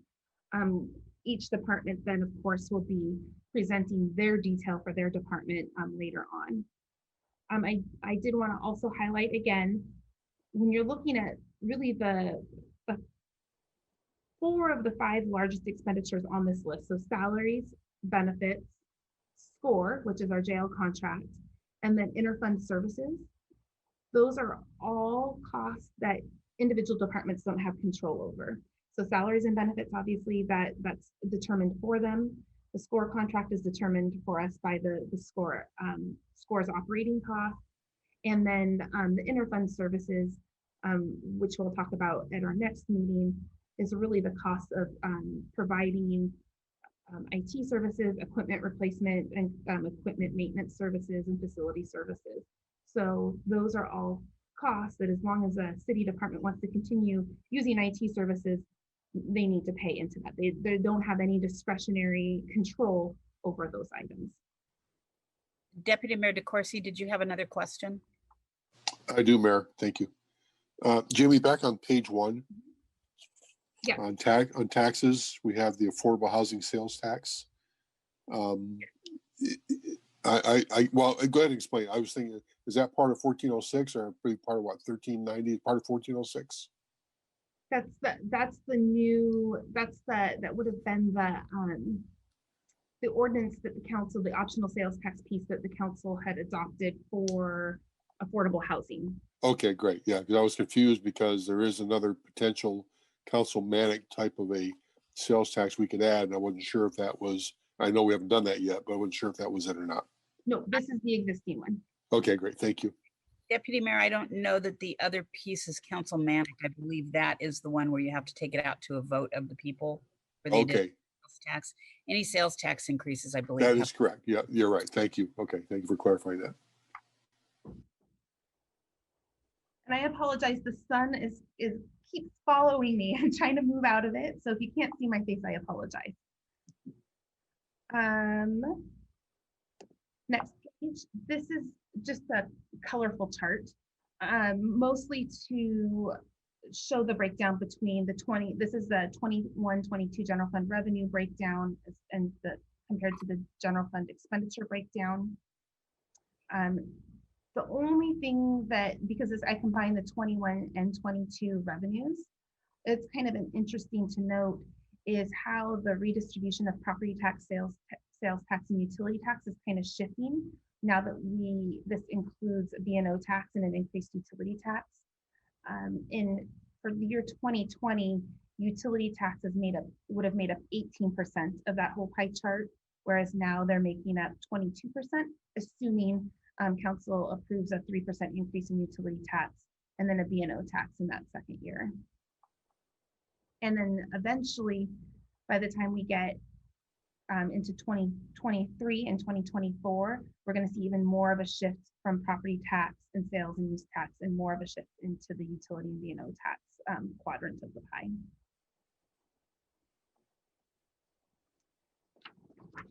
So how this impacts that fund balance, I showed that really scary fund balance chart that was, or graph earlier that was just fund balance, assuming baseline budget. This shows what our ending fund balance through the biennium will look like with all of our new program requests that we have as presented, as well as the new revenues and the revenue reallocation that I had mentioned a couple of slides previous. So we're of course relying on fund balance, that beginning fund balance line, that's money in an account available to be spent. And we are relying on a significant portion of that fund balance to get us through the biennium. Revenue increases pretty significantly in 2022 with B&O tax. But in the end, our ending fund balance ends at $6.8 million, which is our minimum fund balance goal to end 2022 with. I did want to point out, this has already been discussed, I think, pretty extensively already. But if we wanted to consider removing the increased utility tax and removing the B&O tax from the preliminary budget, that's $10.1 million in expenditures that we would have to remove as well in order to get to still end up with that $6.8 million fund balance line. So that just kind of illustrates the importance of those pieces and what kind of significant actions we'd have to take if not those. So, but also the preliminary budget not only meets our fund balance goals, but it meets all those other goals that we talked about earlier, making sure that we restore employee benefits and salaries and making sure that we are able to lift all of those hiring freezes and keep our staff fully staffed through the biennium. So I think those goals are just as important, if not more important, than meeting our fund balance goals. But the overall general fund preliminary budget that we presented is balanced and it does meet our preliminary budget goals. And so that was going to be the conclusion of my general high-level overview of the general fund budget. And then I was going to start handing it off to directors to talk about their specific budgets. So before I do that, are there any questions for me? Any questions, council?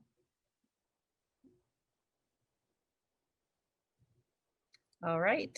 Okay, so the first two, Councilmember Baggett has a Okay. question. Thank you. Yeah, I'm not sure if this is the appropriate place in the program to actually ask this question, but I was looking at a question on page 10 of the book, book 1, relative to innovation and technology allocations, interfund services. Would it be better to wait until we get into I&T, or would it be better to answer the question now? was that book 2 or book 1? Book 1, page 10. It's on the budget detail report, bottom of the page. Oh, I see what you're saying. Okay. Yeah, I was just kind of looking at the numbers between 2020 and 2021 and 22. Yep. And it looks like it's a 30 to 35% increase between 2020 and 2021, and even more greater up to 2022. Do you have any reason why that is? I can give you a pretty general answer, and I will address this again when we talk about internal service funds. But this is actually a really good question because this affects really all of the department's individual budgets. So for the rest of the council, just kind of help roadmap them, what you're looking at is the mayor and council's interfund service charges for information or for innovation and technology charges.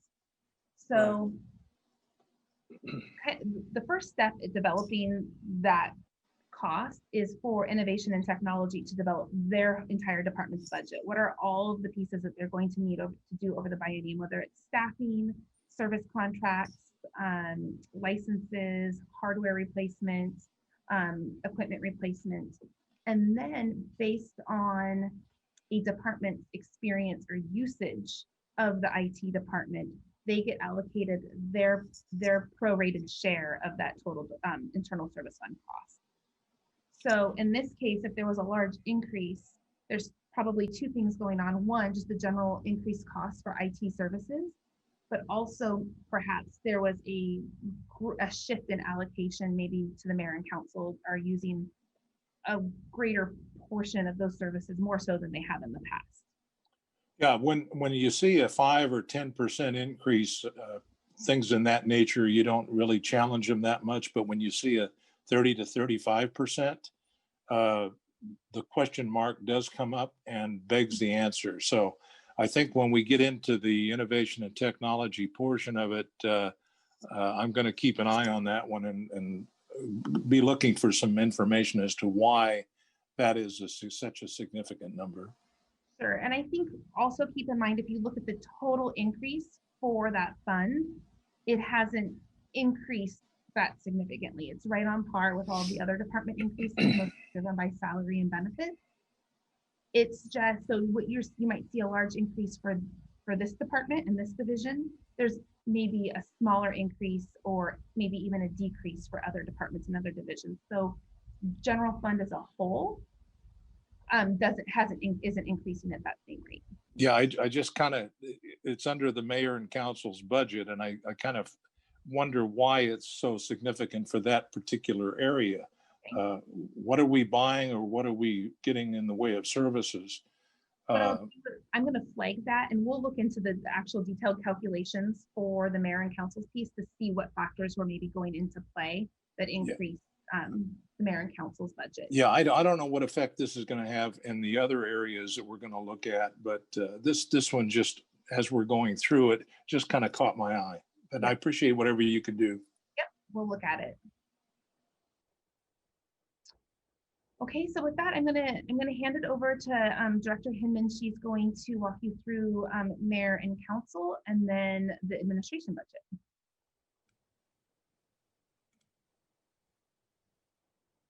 Hey, hi everybody. How we doing?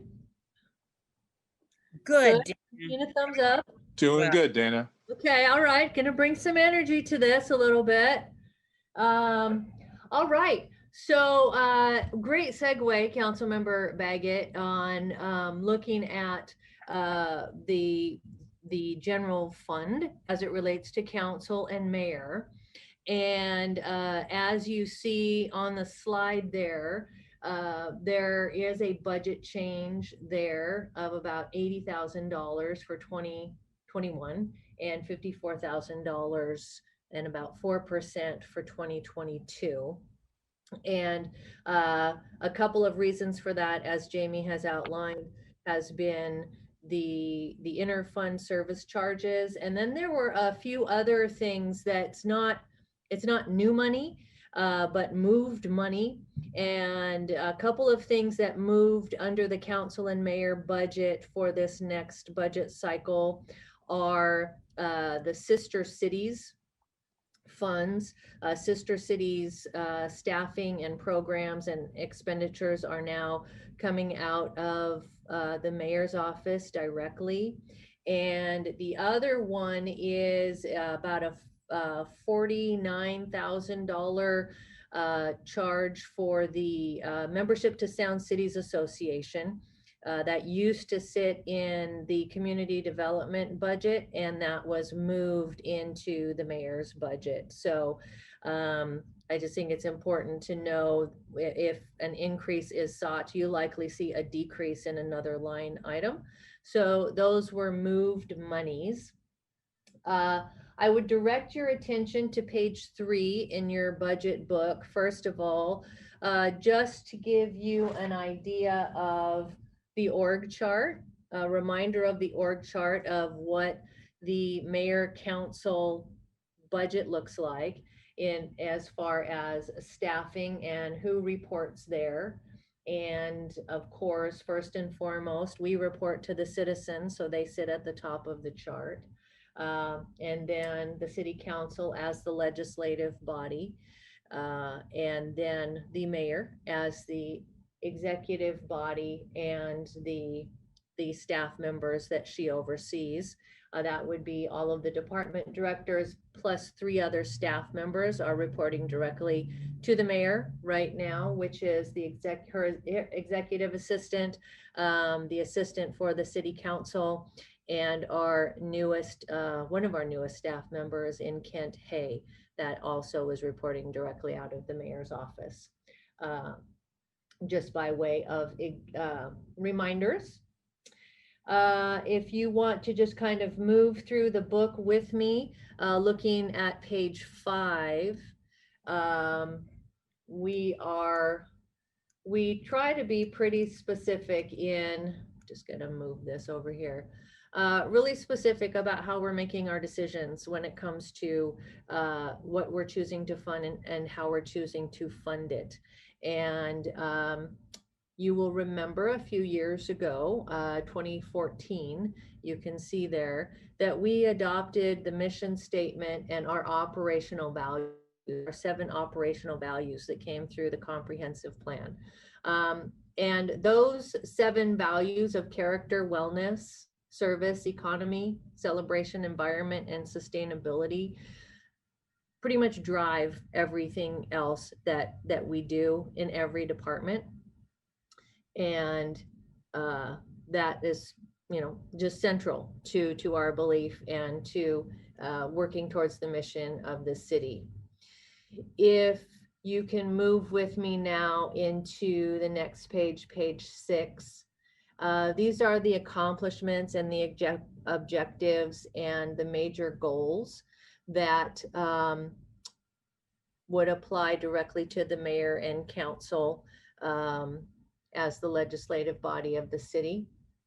And it's really sort of all encompassing. You'll see things there related to all of the departments and all of the work that we do and all of the major initiatives that we are hoping to address throughout the next budget cycle.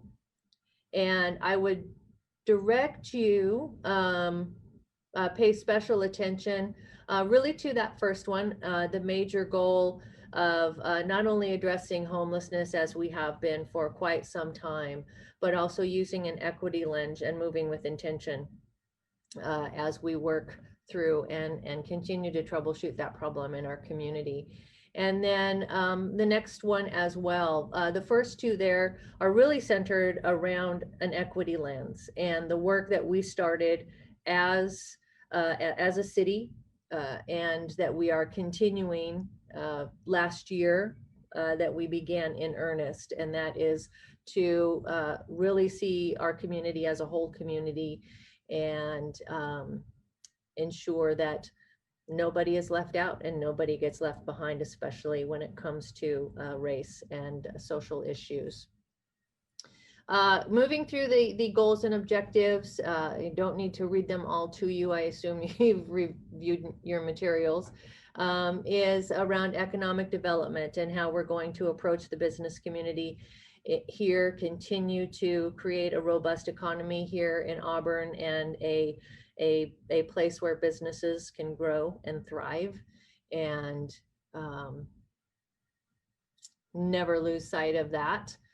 And then the next one on the top of page 7 is really to just maintain our work at the different levels of government that it's important for us to stay connected to, whether that's county, whether that's partnering with our cities as a region, whether that's the federal level.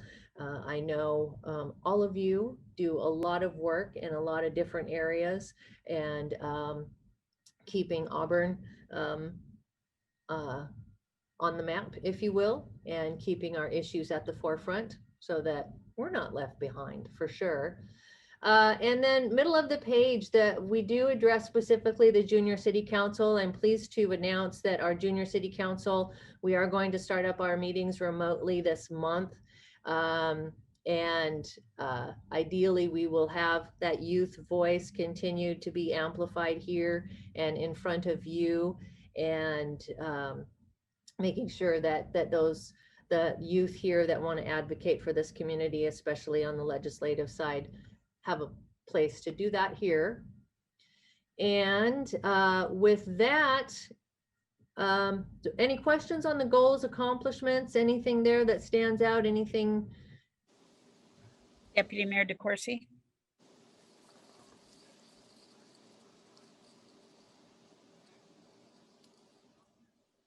Deputy Mayor, if you're talking, you are muted. Oopsie. I'm sorry. I thought I unmuted myself. I should look better next time. Dana, thank you very much for going through that and outlining the importance of this. So when we look at our accomplishments and objectives and our major goals for the next biennium, of course, we had quite a few more listed in 2019 and 2020 than we do for 2021 and 2022. However, on the last bullet point on page 7 related to the issues of addiction and behavioral health, and I know we've made great strides forward with that. What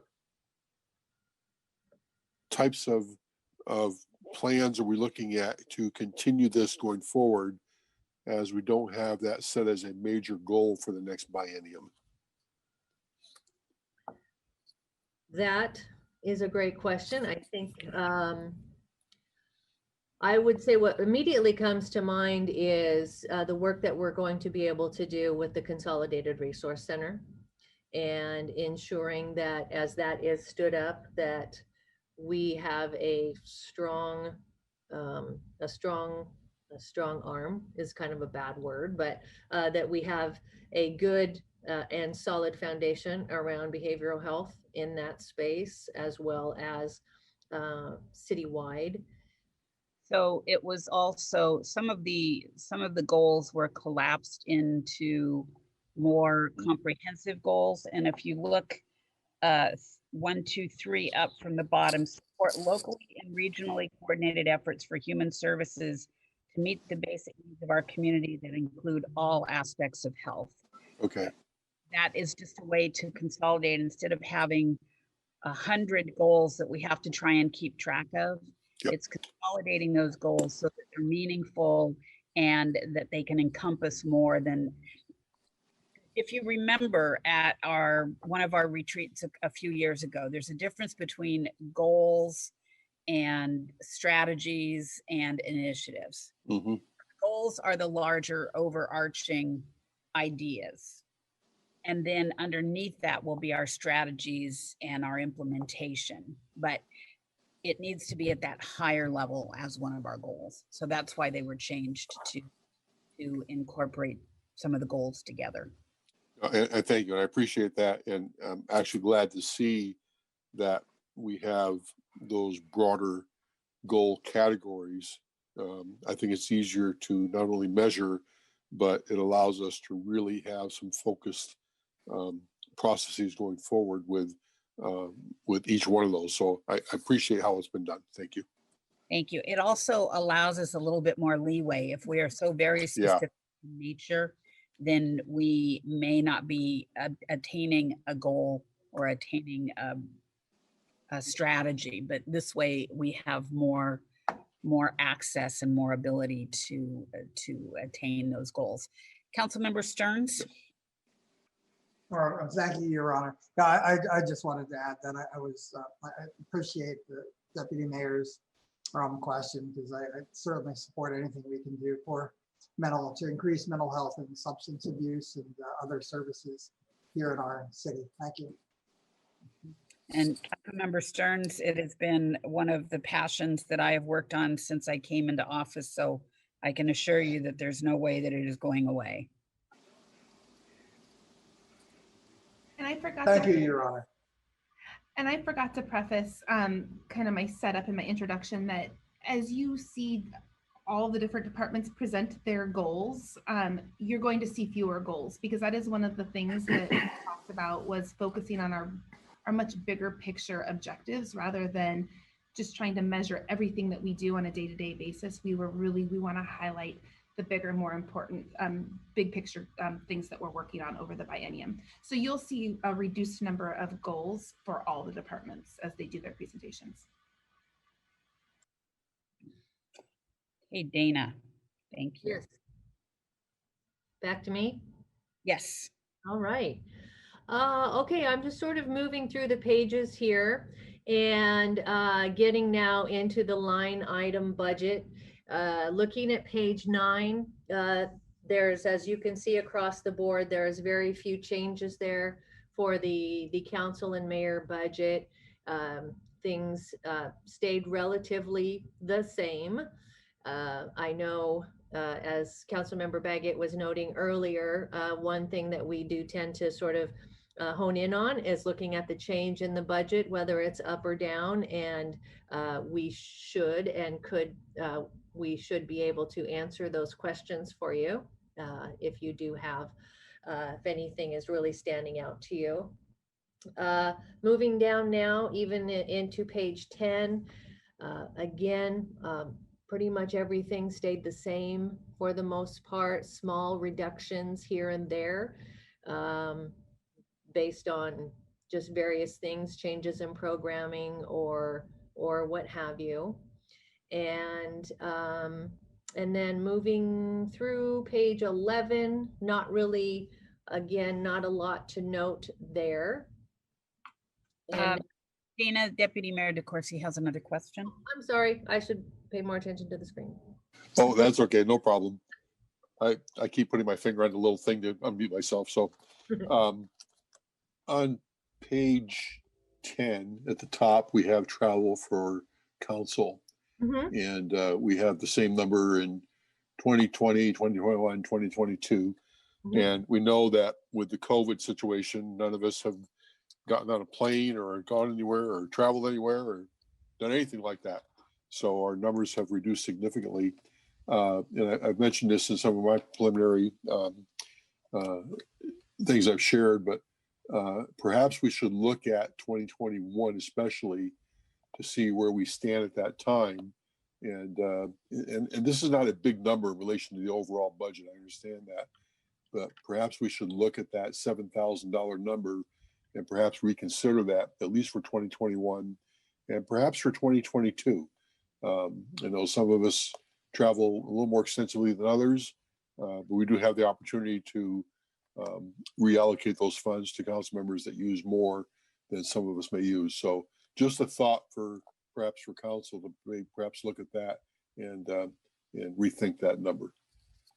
And Deputy Mayor, you'll recall as well in the budget amendment that was made, travel for each council member was reduced significantly in the amended or in the latest budget amendment Yes. for 2020. Yes. We just simply put it back in for 21 and 22. As you said, it's not a significant amount and it's not going to be a make or break. But travel will be looked at a little bit more closely in the upcoming years. You are correct. Right. Thank you.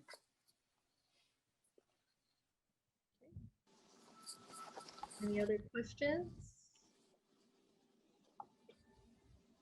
Okay. I have one. Okay.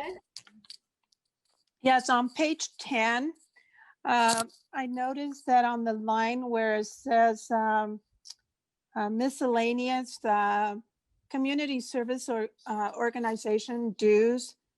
I know that I've been on the Lions Club and also Kiwanis Club, and I've paid my own dues. Who are the council members that we are using this funds for? So Councilmember Trout Manuel, several years ago, it was changed from paying the entire or at least half of the dues for a council member down to, it was negotiated down to $100 per year per council member up to that amount. I do know that there are some council members who do submit for their $100 reimbursement each year. So we have kept that in there because it's something that the council voted on. So that's okay. We'll have it in there. Okay, thank you. Okay. The only other thing I wanted to highlight from the mayor council budget, I say there's not a lot of changes, is down on page 14.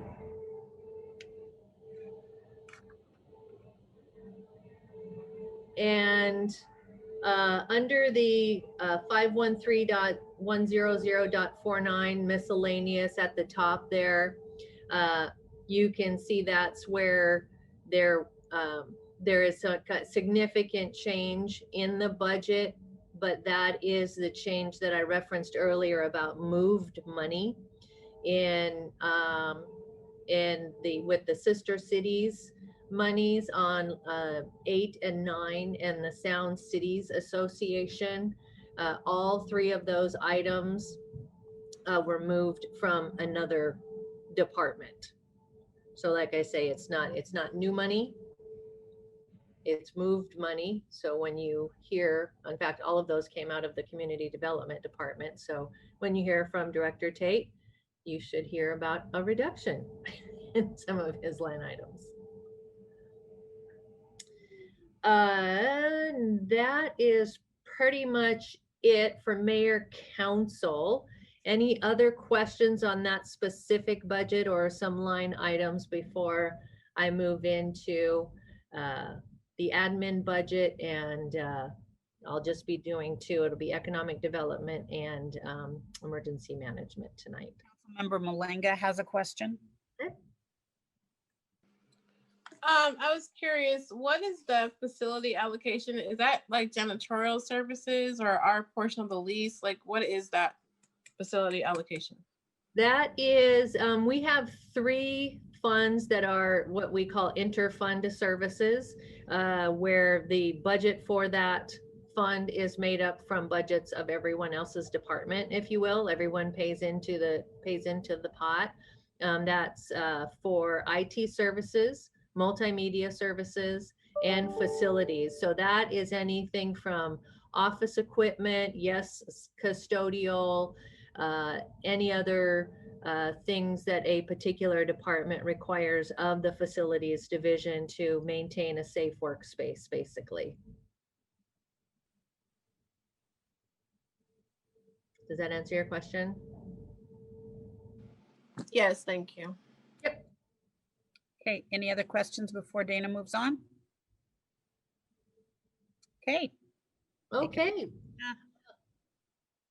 Moving, I'm on page 17. And this is the Department of Administration that we do reside in the mayor's office. And we have 4 divisions within that department, as you can see.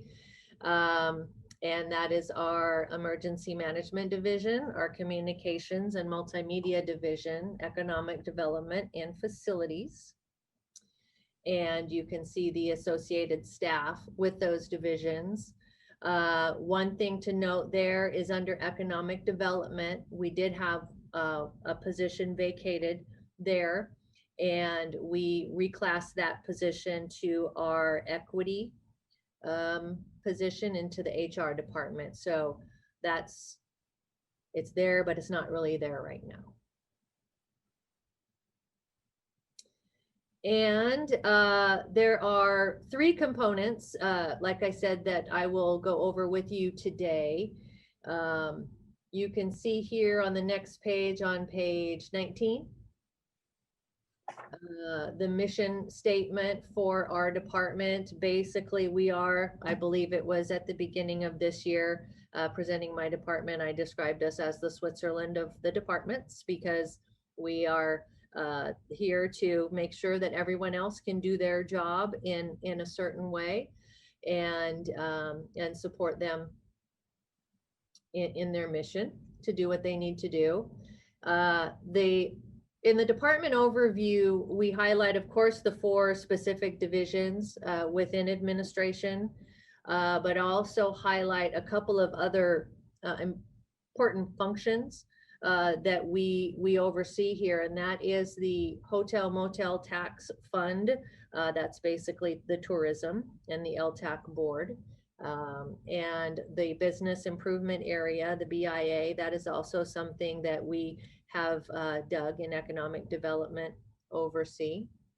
And then some of the other services that we are directly providing to the community through administration would be the major homelessness initiatives, government relations, and the execution of contracts for a couple of things, legislative services, the Healthy Auburn Initiative, and now the Consolidated Resource Center.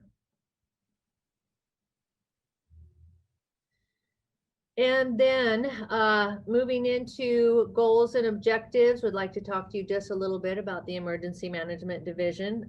The major goal for emergency management is for them to remain standing.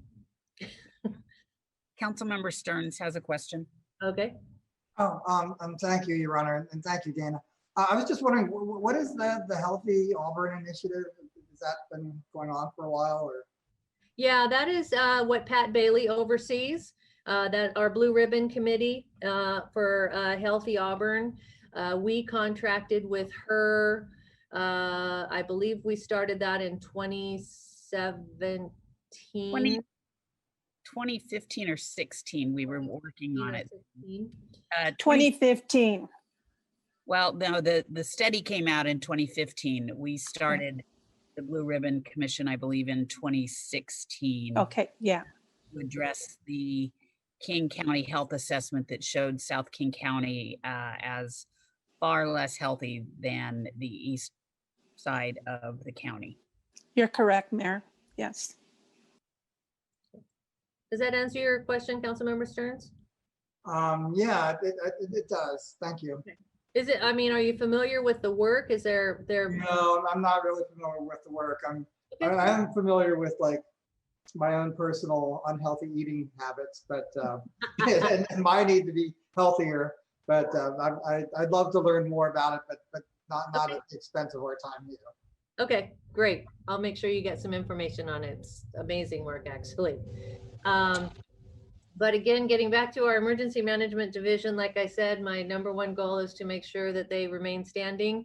They have been paramount in addressing, let's see, a major snowstorm, a major fire in our downtown, major flooding, and now a global pandemic as well as just the rest of the work that an emergency management division will oversee when it comes to disasters.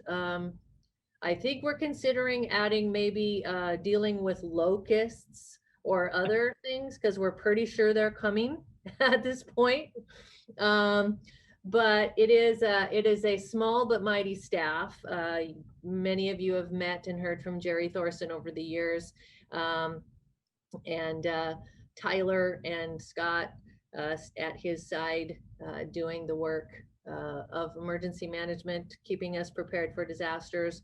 And I'd have to call out my fellow directors, the mayor and the city council.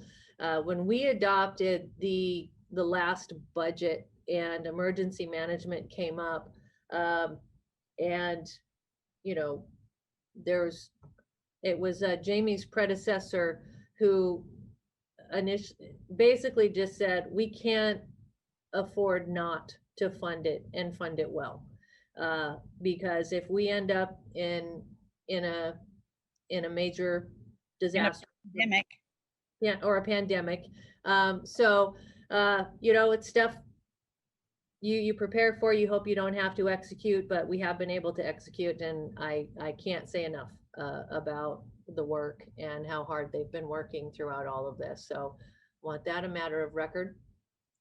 As you can see there, the progress has been a little bit stymied to the goals that they set back in, you know, going into 19 and 20, and everything has pretty much pivoted to the pandemic for them. But they have also completed some very major projects along the way as well. We did our required update of our comprehensive emergency management plan. We did our required update of our regional mitigation plan. We are now updating all of our duty officer manuals, and those are no small tasks because they require a heavy lift from a lot of people, oftentimes cooperation from the county, and things of that nature. So the work has been not lacking when it comes to emergency management. So again, I hope that they are just able to survive. So moving into their budget, which you can see starts on, I will just jump into emergency management because let me get you there. Starting on page 27, I think. Yes. Yes. On page 27 in your budget book, you will see not a lot of changes. Most things will carry over, very small changes. So their budget it's not a huge budget, but it's an important one, as I think as we all can agree. And to just let you know, if you look in other wages, it's also partially funded by a grant from the state, the EMPG grant. You can see that on page 27 under other wages. That is how we fund our part-time employee, Scott Curry. And it's very helpful. And we hope that never goes away. Dana, Councilmember Jayaraj has a question. Okay. Thank you, Your Honor. Hi, Dana. Hi. Hey, on page 27, something caught my eye on the industrial insurance and the medical and life insurance. Mm-hmm. Why are we seeing just, is it 25 cents, 12 cents? Am I wrong? That is a rounding, and I'm going to have to defer to Jamie on that. Yeah, those are just rounding corrections that we've made. So again, when it comes to all of the salary and benefits, that's a position budgeting thing that we do based on live payroll to project forward what all the salary and benefit costs are going to be for each department and each division. And when there's a rounding issue, we make adjustments there. I'm not sure why it was negative 12 cents in the prior year. That would have, I'd have to look at why that adjustment was made, but all of that comes out of position budgeting and the assumptions and the drivers that we put in for all the FTEs that we have in our budget. Okay, my follow-up question to that is both the industrial insurance and medical and life insurance, we're not doing those? Yes, we are. It's just, that's where those small adjustments are coming out, correct, Jamie? Right, and that's just one line item for one area. So that's for division. If you look at, you have to look at the wages. There's not any wages actually tied in that actual division. So on page 27, okay, it's other wages. So that's probably why the industrial insurance doesn't really make sense. It's more contract employee rather than actual FTEs being paid out. Okay. Okay, that makes sense to me. Mm-hmm. Thank you, Jamie. Appreciate it. Councilmember Baggett has a question. Well, just nothing more than perhaps a shout out to Jerry and his team. I'm the EMAC representative for King County for the city, and I'm in always close coordination with Jerry and his team on availability of grants and other resources that the city may need or be able to use in the event of a disaster. And this would include replenishment of supplies and things like that. But there's also grant money available. So, you know, I just want to give Jerry and his team a shout out because they do a terrific job with a very, very small staff. So looking out for all the things that our city might get involved with, including the pandemic that we're going through right now. Thank you. Thank you. Yes, I would second that wholeheartedly. As Dana said, they are a small but mighty team. Yes, that they are. But yeah, and going through this budget, like I said, you can take a look there at the different line items, the things that we do spend the money on when it comes to the emergency management division.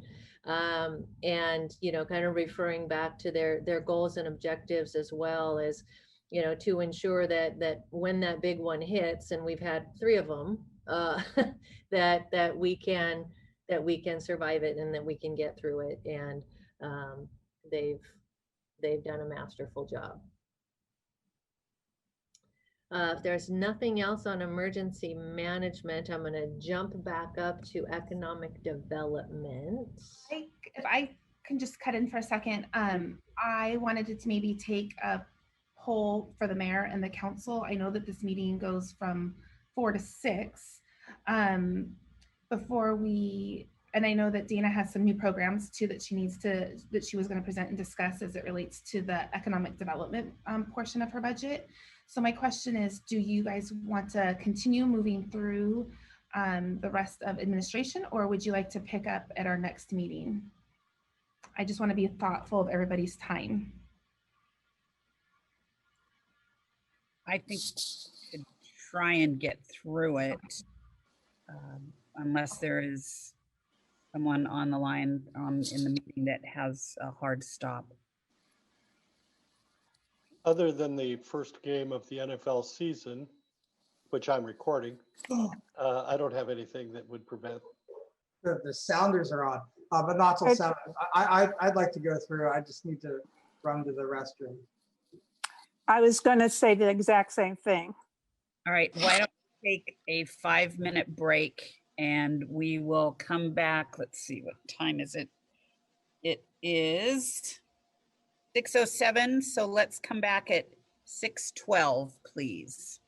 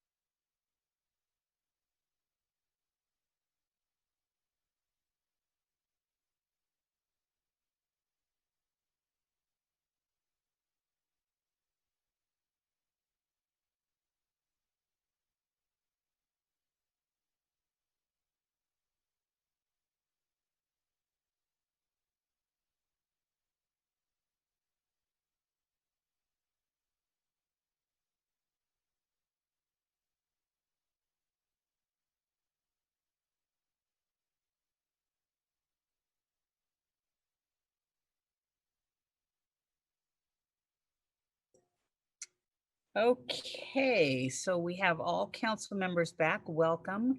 Dana, are you with us? Yep. Okay, well then, thanks for the 5-minute break. Let's move through the remainder of the items on tonight's agenda. All right. Real quickly, just going to jump into the Economic Development Division. You all are keenly aware of the division and what it does, and our primary mission of ensuring that the businesses that are located in Auburn can thrive and be in a great environment. And if they're not in Auburn yet, we have sent Doug out to go get them and to come to Auburn. And so the goals and objectives that you see on page 22 are likely initiatives most of you have heard from us about over the years, and they do continue. We are still operating under the Economic Development Strategic Plan that Council approved. I believe we're about at the halfway point of the 10-year plan. And you know, economic development as well as is one of those things where you know, we want to make sure that we're noticed. We want to make sure that we're noticed in the region. We want to make sure sometimes even that we're noticed in the nation and even internationally. And there's a lot of work going on, and like I say, like most things, like most divisions here in the city, most of their work has pivoted towards business recovery, and they have done a fantastic job of making sure that we get some money into the hands of our small businesses so that they can hopefully stay afloat and we don't see too many of them go away when this is all over. So I will just jump into their budget, which you can find on page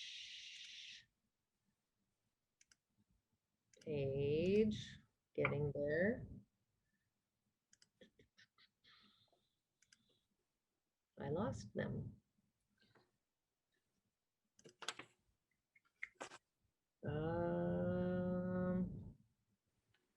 System. No, that's still emergency services. I apologize. I'm trying to navigate through this PDF.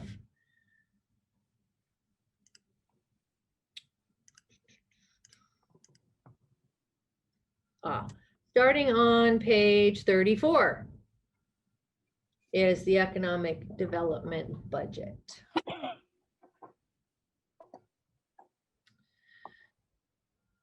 And I generally don't spend much time in the beginning of line item budget detail because it's usually salaries and benefits and things I have no control of, but I will draw your attention to the first line showing that we moved a position to human resources.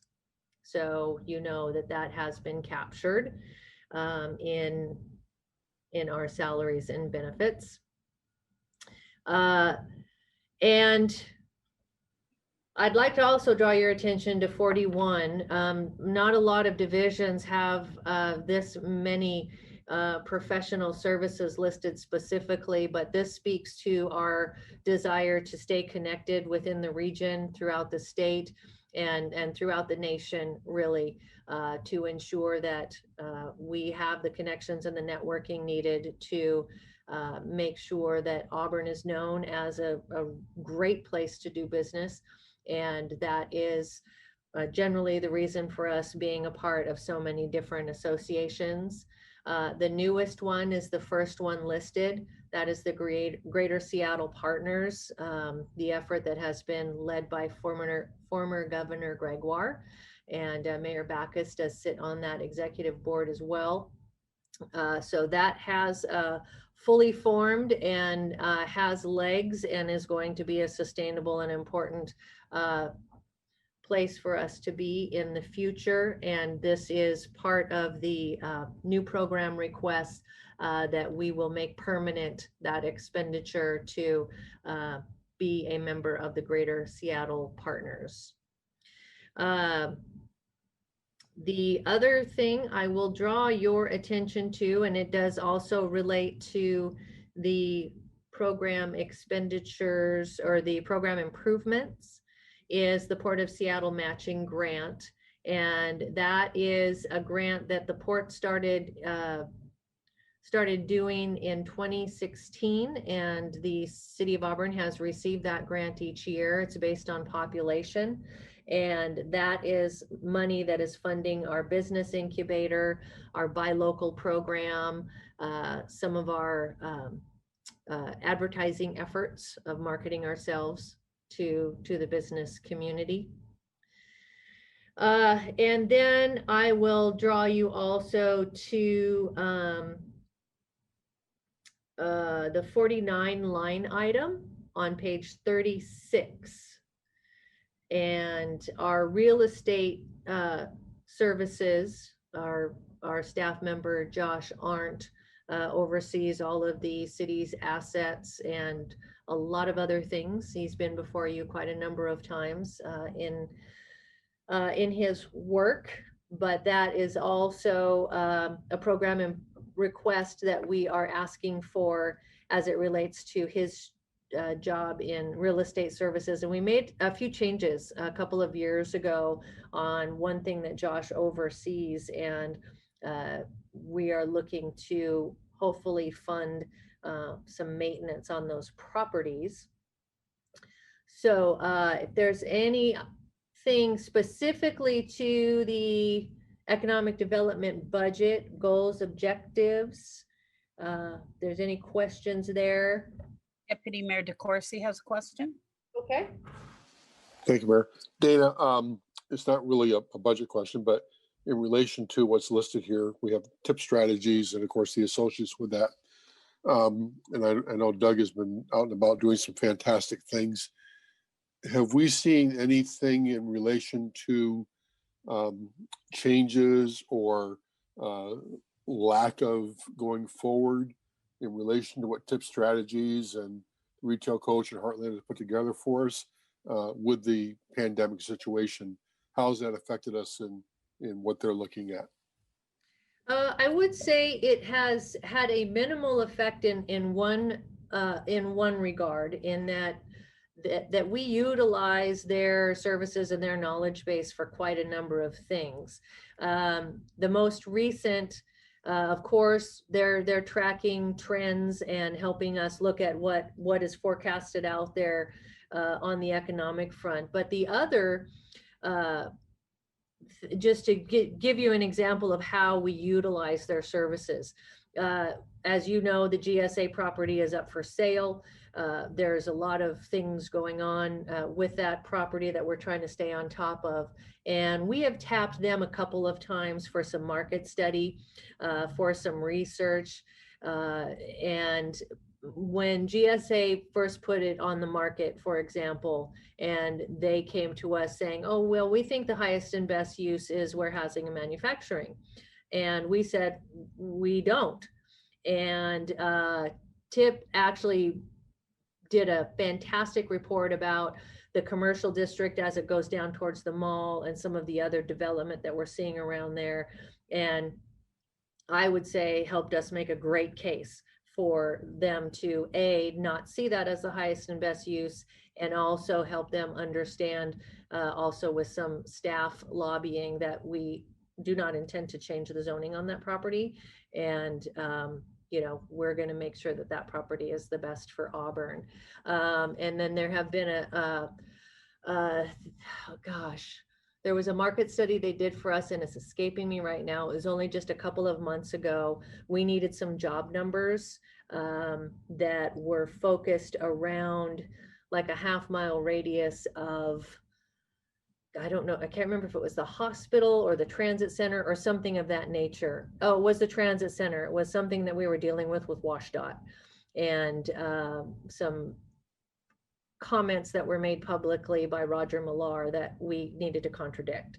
And they were Johnny on the spot, had it up, you know, because it's just such great solid data when it comes to trying to make the argument for Auburn in a lot of cases. So a lot of their work is related to the study itself, and a lot of their work is really, Doug, I need you to have Heartland do this thing for us, and they're right there for us. Great, thank you. It is so important, as you everybody knows, to maintain and sustain our economic development. I'm really glad what you said about the GSA property, because that is such a tremendous opportunity for the city and what we can do in the development of that property since GSA has gone away with that. And also, I just want to say, you know, for both Doug and Josh, doing just a tremendous and outstanding job in what they do every day. And both of them were very helpful to a family member of me in establishment of a business for that family member, including finding a location that was affordable. But, you know, they're just on top of it all the time. And they bring such a wealth of knowledge into the city, but they're bringing businesses into the city. And they continue to do that. And when Doug mentioned to us that he was only aware of just a small handful of businesses that have not survived during the pandemic, that is a real testimony to what's going on in Auburn and to those folks that work in that particular area. So thank you and thank them. I will, thank you. Okay. So the last thing is at the end of your book to just go specifically to the program requests. They're all coming from economic development, the three there that you see listed on the slide. One I already mentioned, and that is our membership in Greater Seattle Partners. That's just a line item that we just want to make sure fully exists and is sustained in the budget, and would request approval for that. The other one is the Port of Seattle grant matching funds. That's on page 236 in your book. And you can see there in detail that the real estate that Josh oversees, a city-owned real estate, and specifically to our parking lots, we wanted to have Josh oversee that, and part of that oversight would be the maintenance of those areas. And so we're asking for a small budget for him to be able to do some ongoing maintenance of those properties and make sure they stay up to standard, because the worst thing that we could do is have a code enforcement complaint against our own property if we don't, you know, keep it kept up and keep it weeded and some of the things that things do need. And then the last thing is just the Port of Seattle matching grant, as I mentioned. The grant itself, I do believe, is about $87,000, and that does require a city match of $22,500. And that's just kind of a standard thing that we just need to make sure that we capture in the budget each year.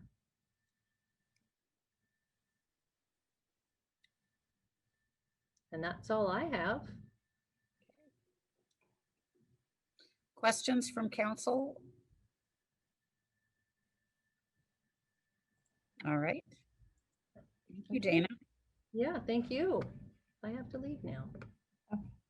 Thanks, Dana. So I'm going to hand it over. We have one more department that we're going to try to squeeze in. Director Martinson has promised that she's got a very important yet brief message, and she's available to answer any of your questions. So with that, I'm going to hand it off to Candace. Thank you, Jamie and council. I'm going to go through our general fund operating budget for human resources and risk management. So for our department overview, in the general fund operating budget, we have 4 major areas. We have our court service area, our personnel service area, our civil service, police service area, and our wellness service area. So under our court services, we manage the public defender contract for the city. our conflict attorney contracts, electronic home monitoring costs and contracts, and then the King County District Court Intergovernmental Professional Services contract. In addition to that, we manage the court's community service work crew administration, and our public works staff in maintenance and operations handle the work of that work service crew and monitoring. Under our personnel services area, we have our labor classification, compensation, and benefits management.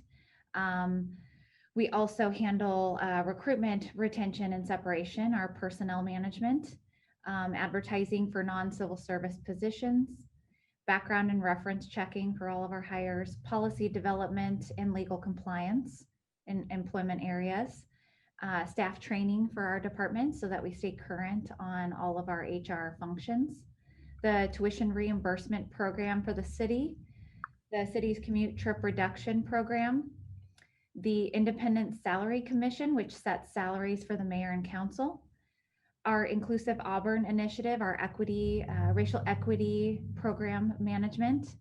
In our civil service and police service area, we handle advertising for our civil service positions. We contract with public safety testing to do our written and physical tests for all of our public safety positions.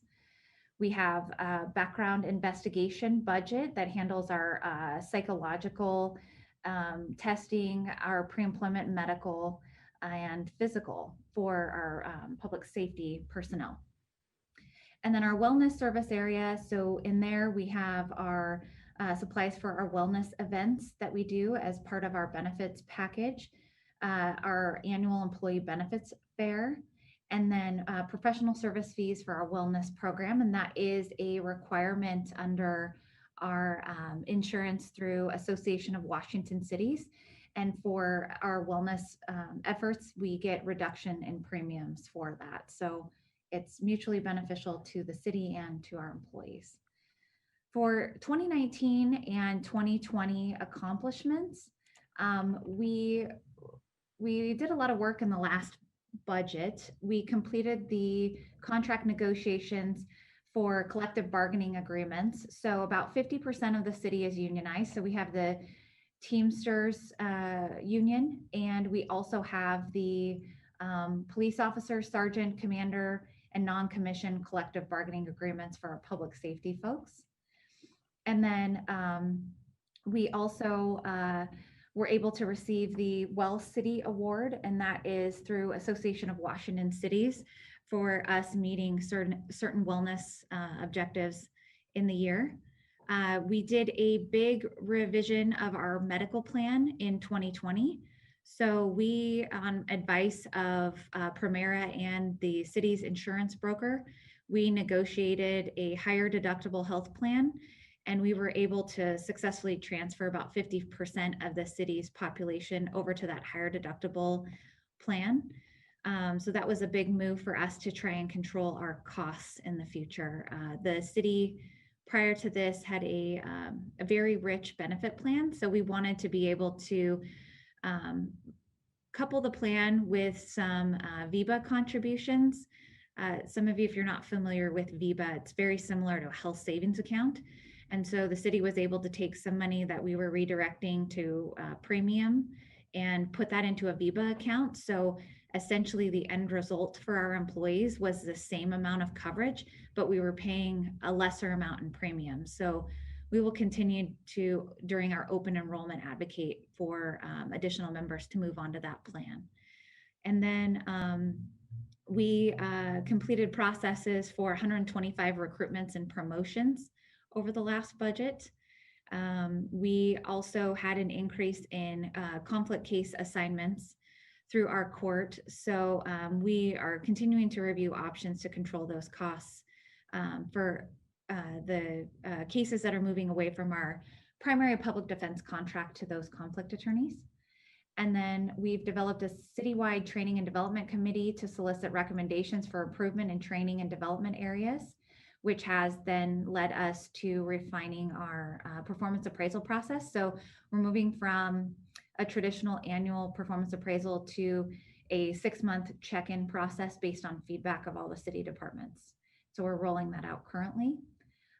We have implemented a community advertised police officer candidate open house in conjunction with APD staff to help diversify our applicant pool and aid in candidate outreach and candidate success in our interview and testing processes. And then we have implemented an electronic onboarding process, and we've enhanced our onboarding program in 2020. For future goals, we have condensed a lot of these goals into 4 major focus areas. So we're not necessarily reducing our work, but we kind of combined some of these areas into major service areas. So I'd say the first service area is investing in diversity and inclusion initiatives for the city. Specific to HR, a focus on hiring and civil service processes related to recruitment, selection, onboarding, and retention. We're expanding the city's training and development program through enhancement and customization of our online and in-person training courses for staff and supervisors when COVID-19 will allow for that in-person training. We did implement our Learn system, and we have a pretty robust online training system that we were able to roll out in March when we sent a lot of staff home. So we've been pushing out a lot of online training for not only compliance, but some employee and supervisor directed training as well. And then recently we've been negotiating with King County District Court on the interlocal agreement and the management of that core court contract, as well as working on, in conjunction with Kent Hay, implementation of a community court. We'll be renewing the public defender contract to include that community court enhancement while managing the increase in that conflict case assignment that I mentioned. So those are the major goals for us for the next budget cycle. As Dana was mentioning, we did reclass a vacant position that was in the administration department to fast forward our goal to hire an equity program manager. Some of the council members from the previous council will remember that that was always a goal in the plan to revert the work of the Inclusive Auburn Initiative from a consultant to a full-time staff member. And so I'm very excited that we were able to fast forward that and support with the other departments and really have a more intense focus on starting those initiatives. So I do have a development plan that I have developed for Brenda Goodson Moore. I received input from all of the department directors as well as the mayor.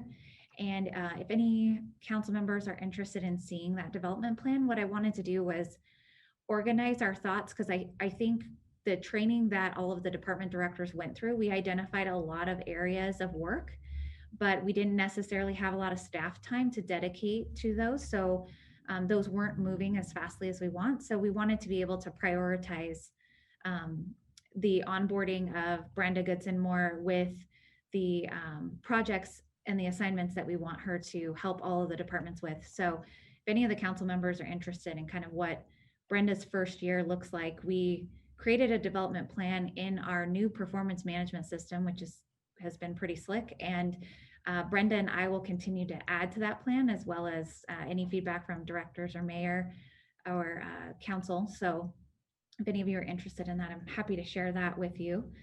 And then really, oh, sure. Sorry, Deputy Mayor has a question. I didn't want to get too far off of what his question. Hey, thank you, Mayor. Candace, first, I think, I'm giving us a copy of that development plan for Brenda. I think it would be very, very good for us. So, the program's moving forward, and we've had our first training session, and it's just really much more than what I expected. So having that in hand, I think will help council understand where the direction is going as we continue to go forward. A question on the goals for 2019, 2020. On this Well City Award, AWC, you said, unfortunately, we did not meet the requirements for the award for 2020. Is that just a process of what's happening or what's happened with the pandemic? It's not related to the pandemic. Unfortunately, so with the AWC, we have our insurance plans that are offered through there, and we have a fairly low participation rate in the insurance plans, the medical plan for AWC. Obviously, all of us are on that dental plan. And so what it requires is a certain percentage of participation of those staff. And because most of our staff are with Primera, that we didn't have all of the necessary staff that are in those other plans participate in some of the wellness initiatives and the health screening questionnaire. So we've come up with some new strategies with our wellness committee, and it's just going to require a little bit more hand-holding on HR's part to really push that, because it's mutually beneficial to the employees and to the city's budget and bottom line. So we have it planned and are on track to meet those requirements for 2020. Great, thank you. Mm-hmm. Any other questions before I keep cruising? I don't see any. Okay, great. So, so the equity program manager position is the biggest change to our budget. We did not enhance any significant initiatives for 2021 and 2022 in HR. To be perfectly honest, we really wanted to come to the council to enhance our supervisor and management training as well as city training. What we realize is it's kind of an unknown period of time when we'll all be back in full capacity and be able to attend large citywide trainings. So we're going to focus on implementing as many trainings that we can and programs that we can through Zoom and through our NeoGov Learn platform for this next year.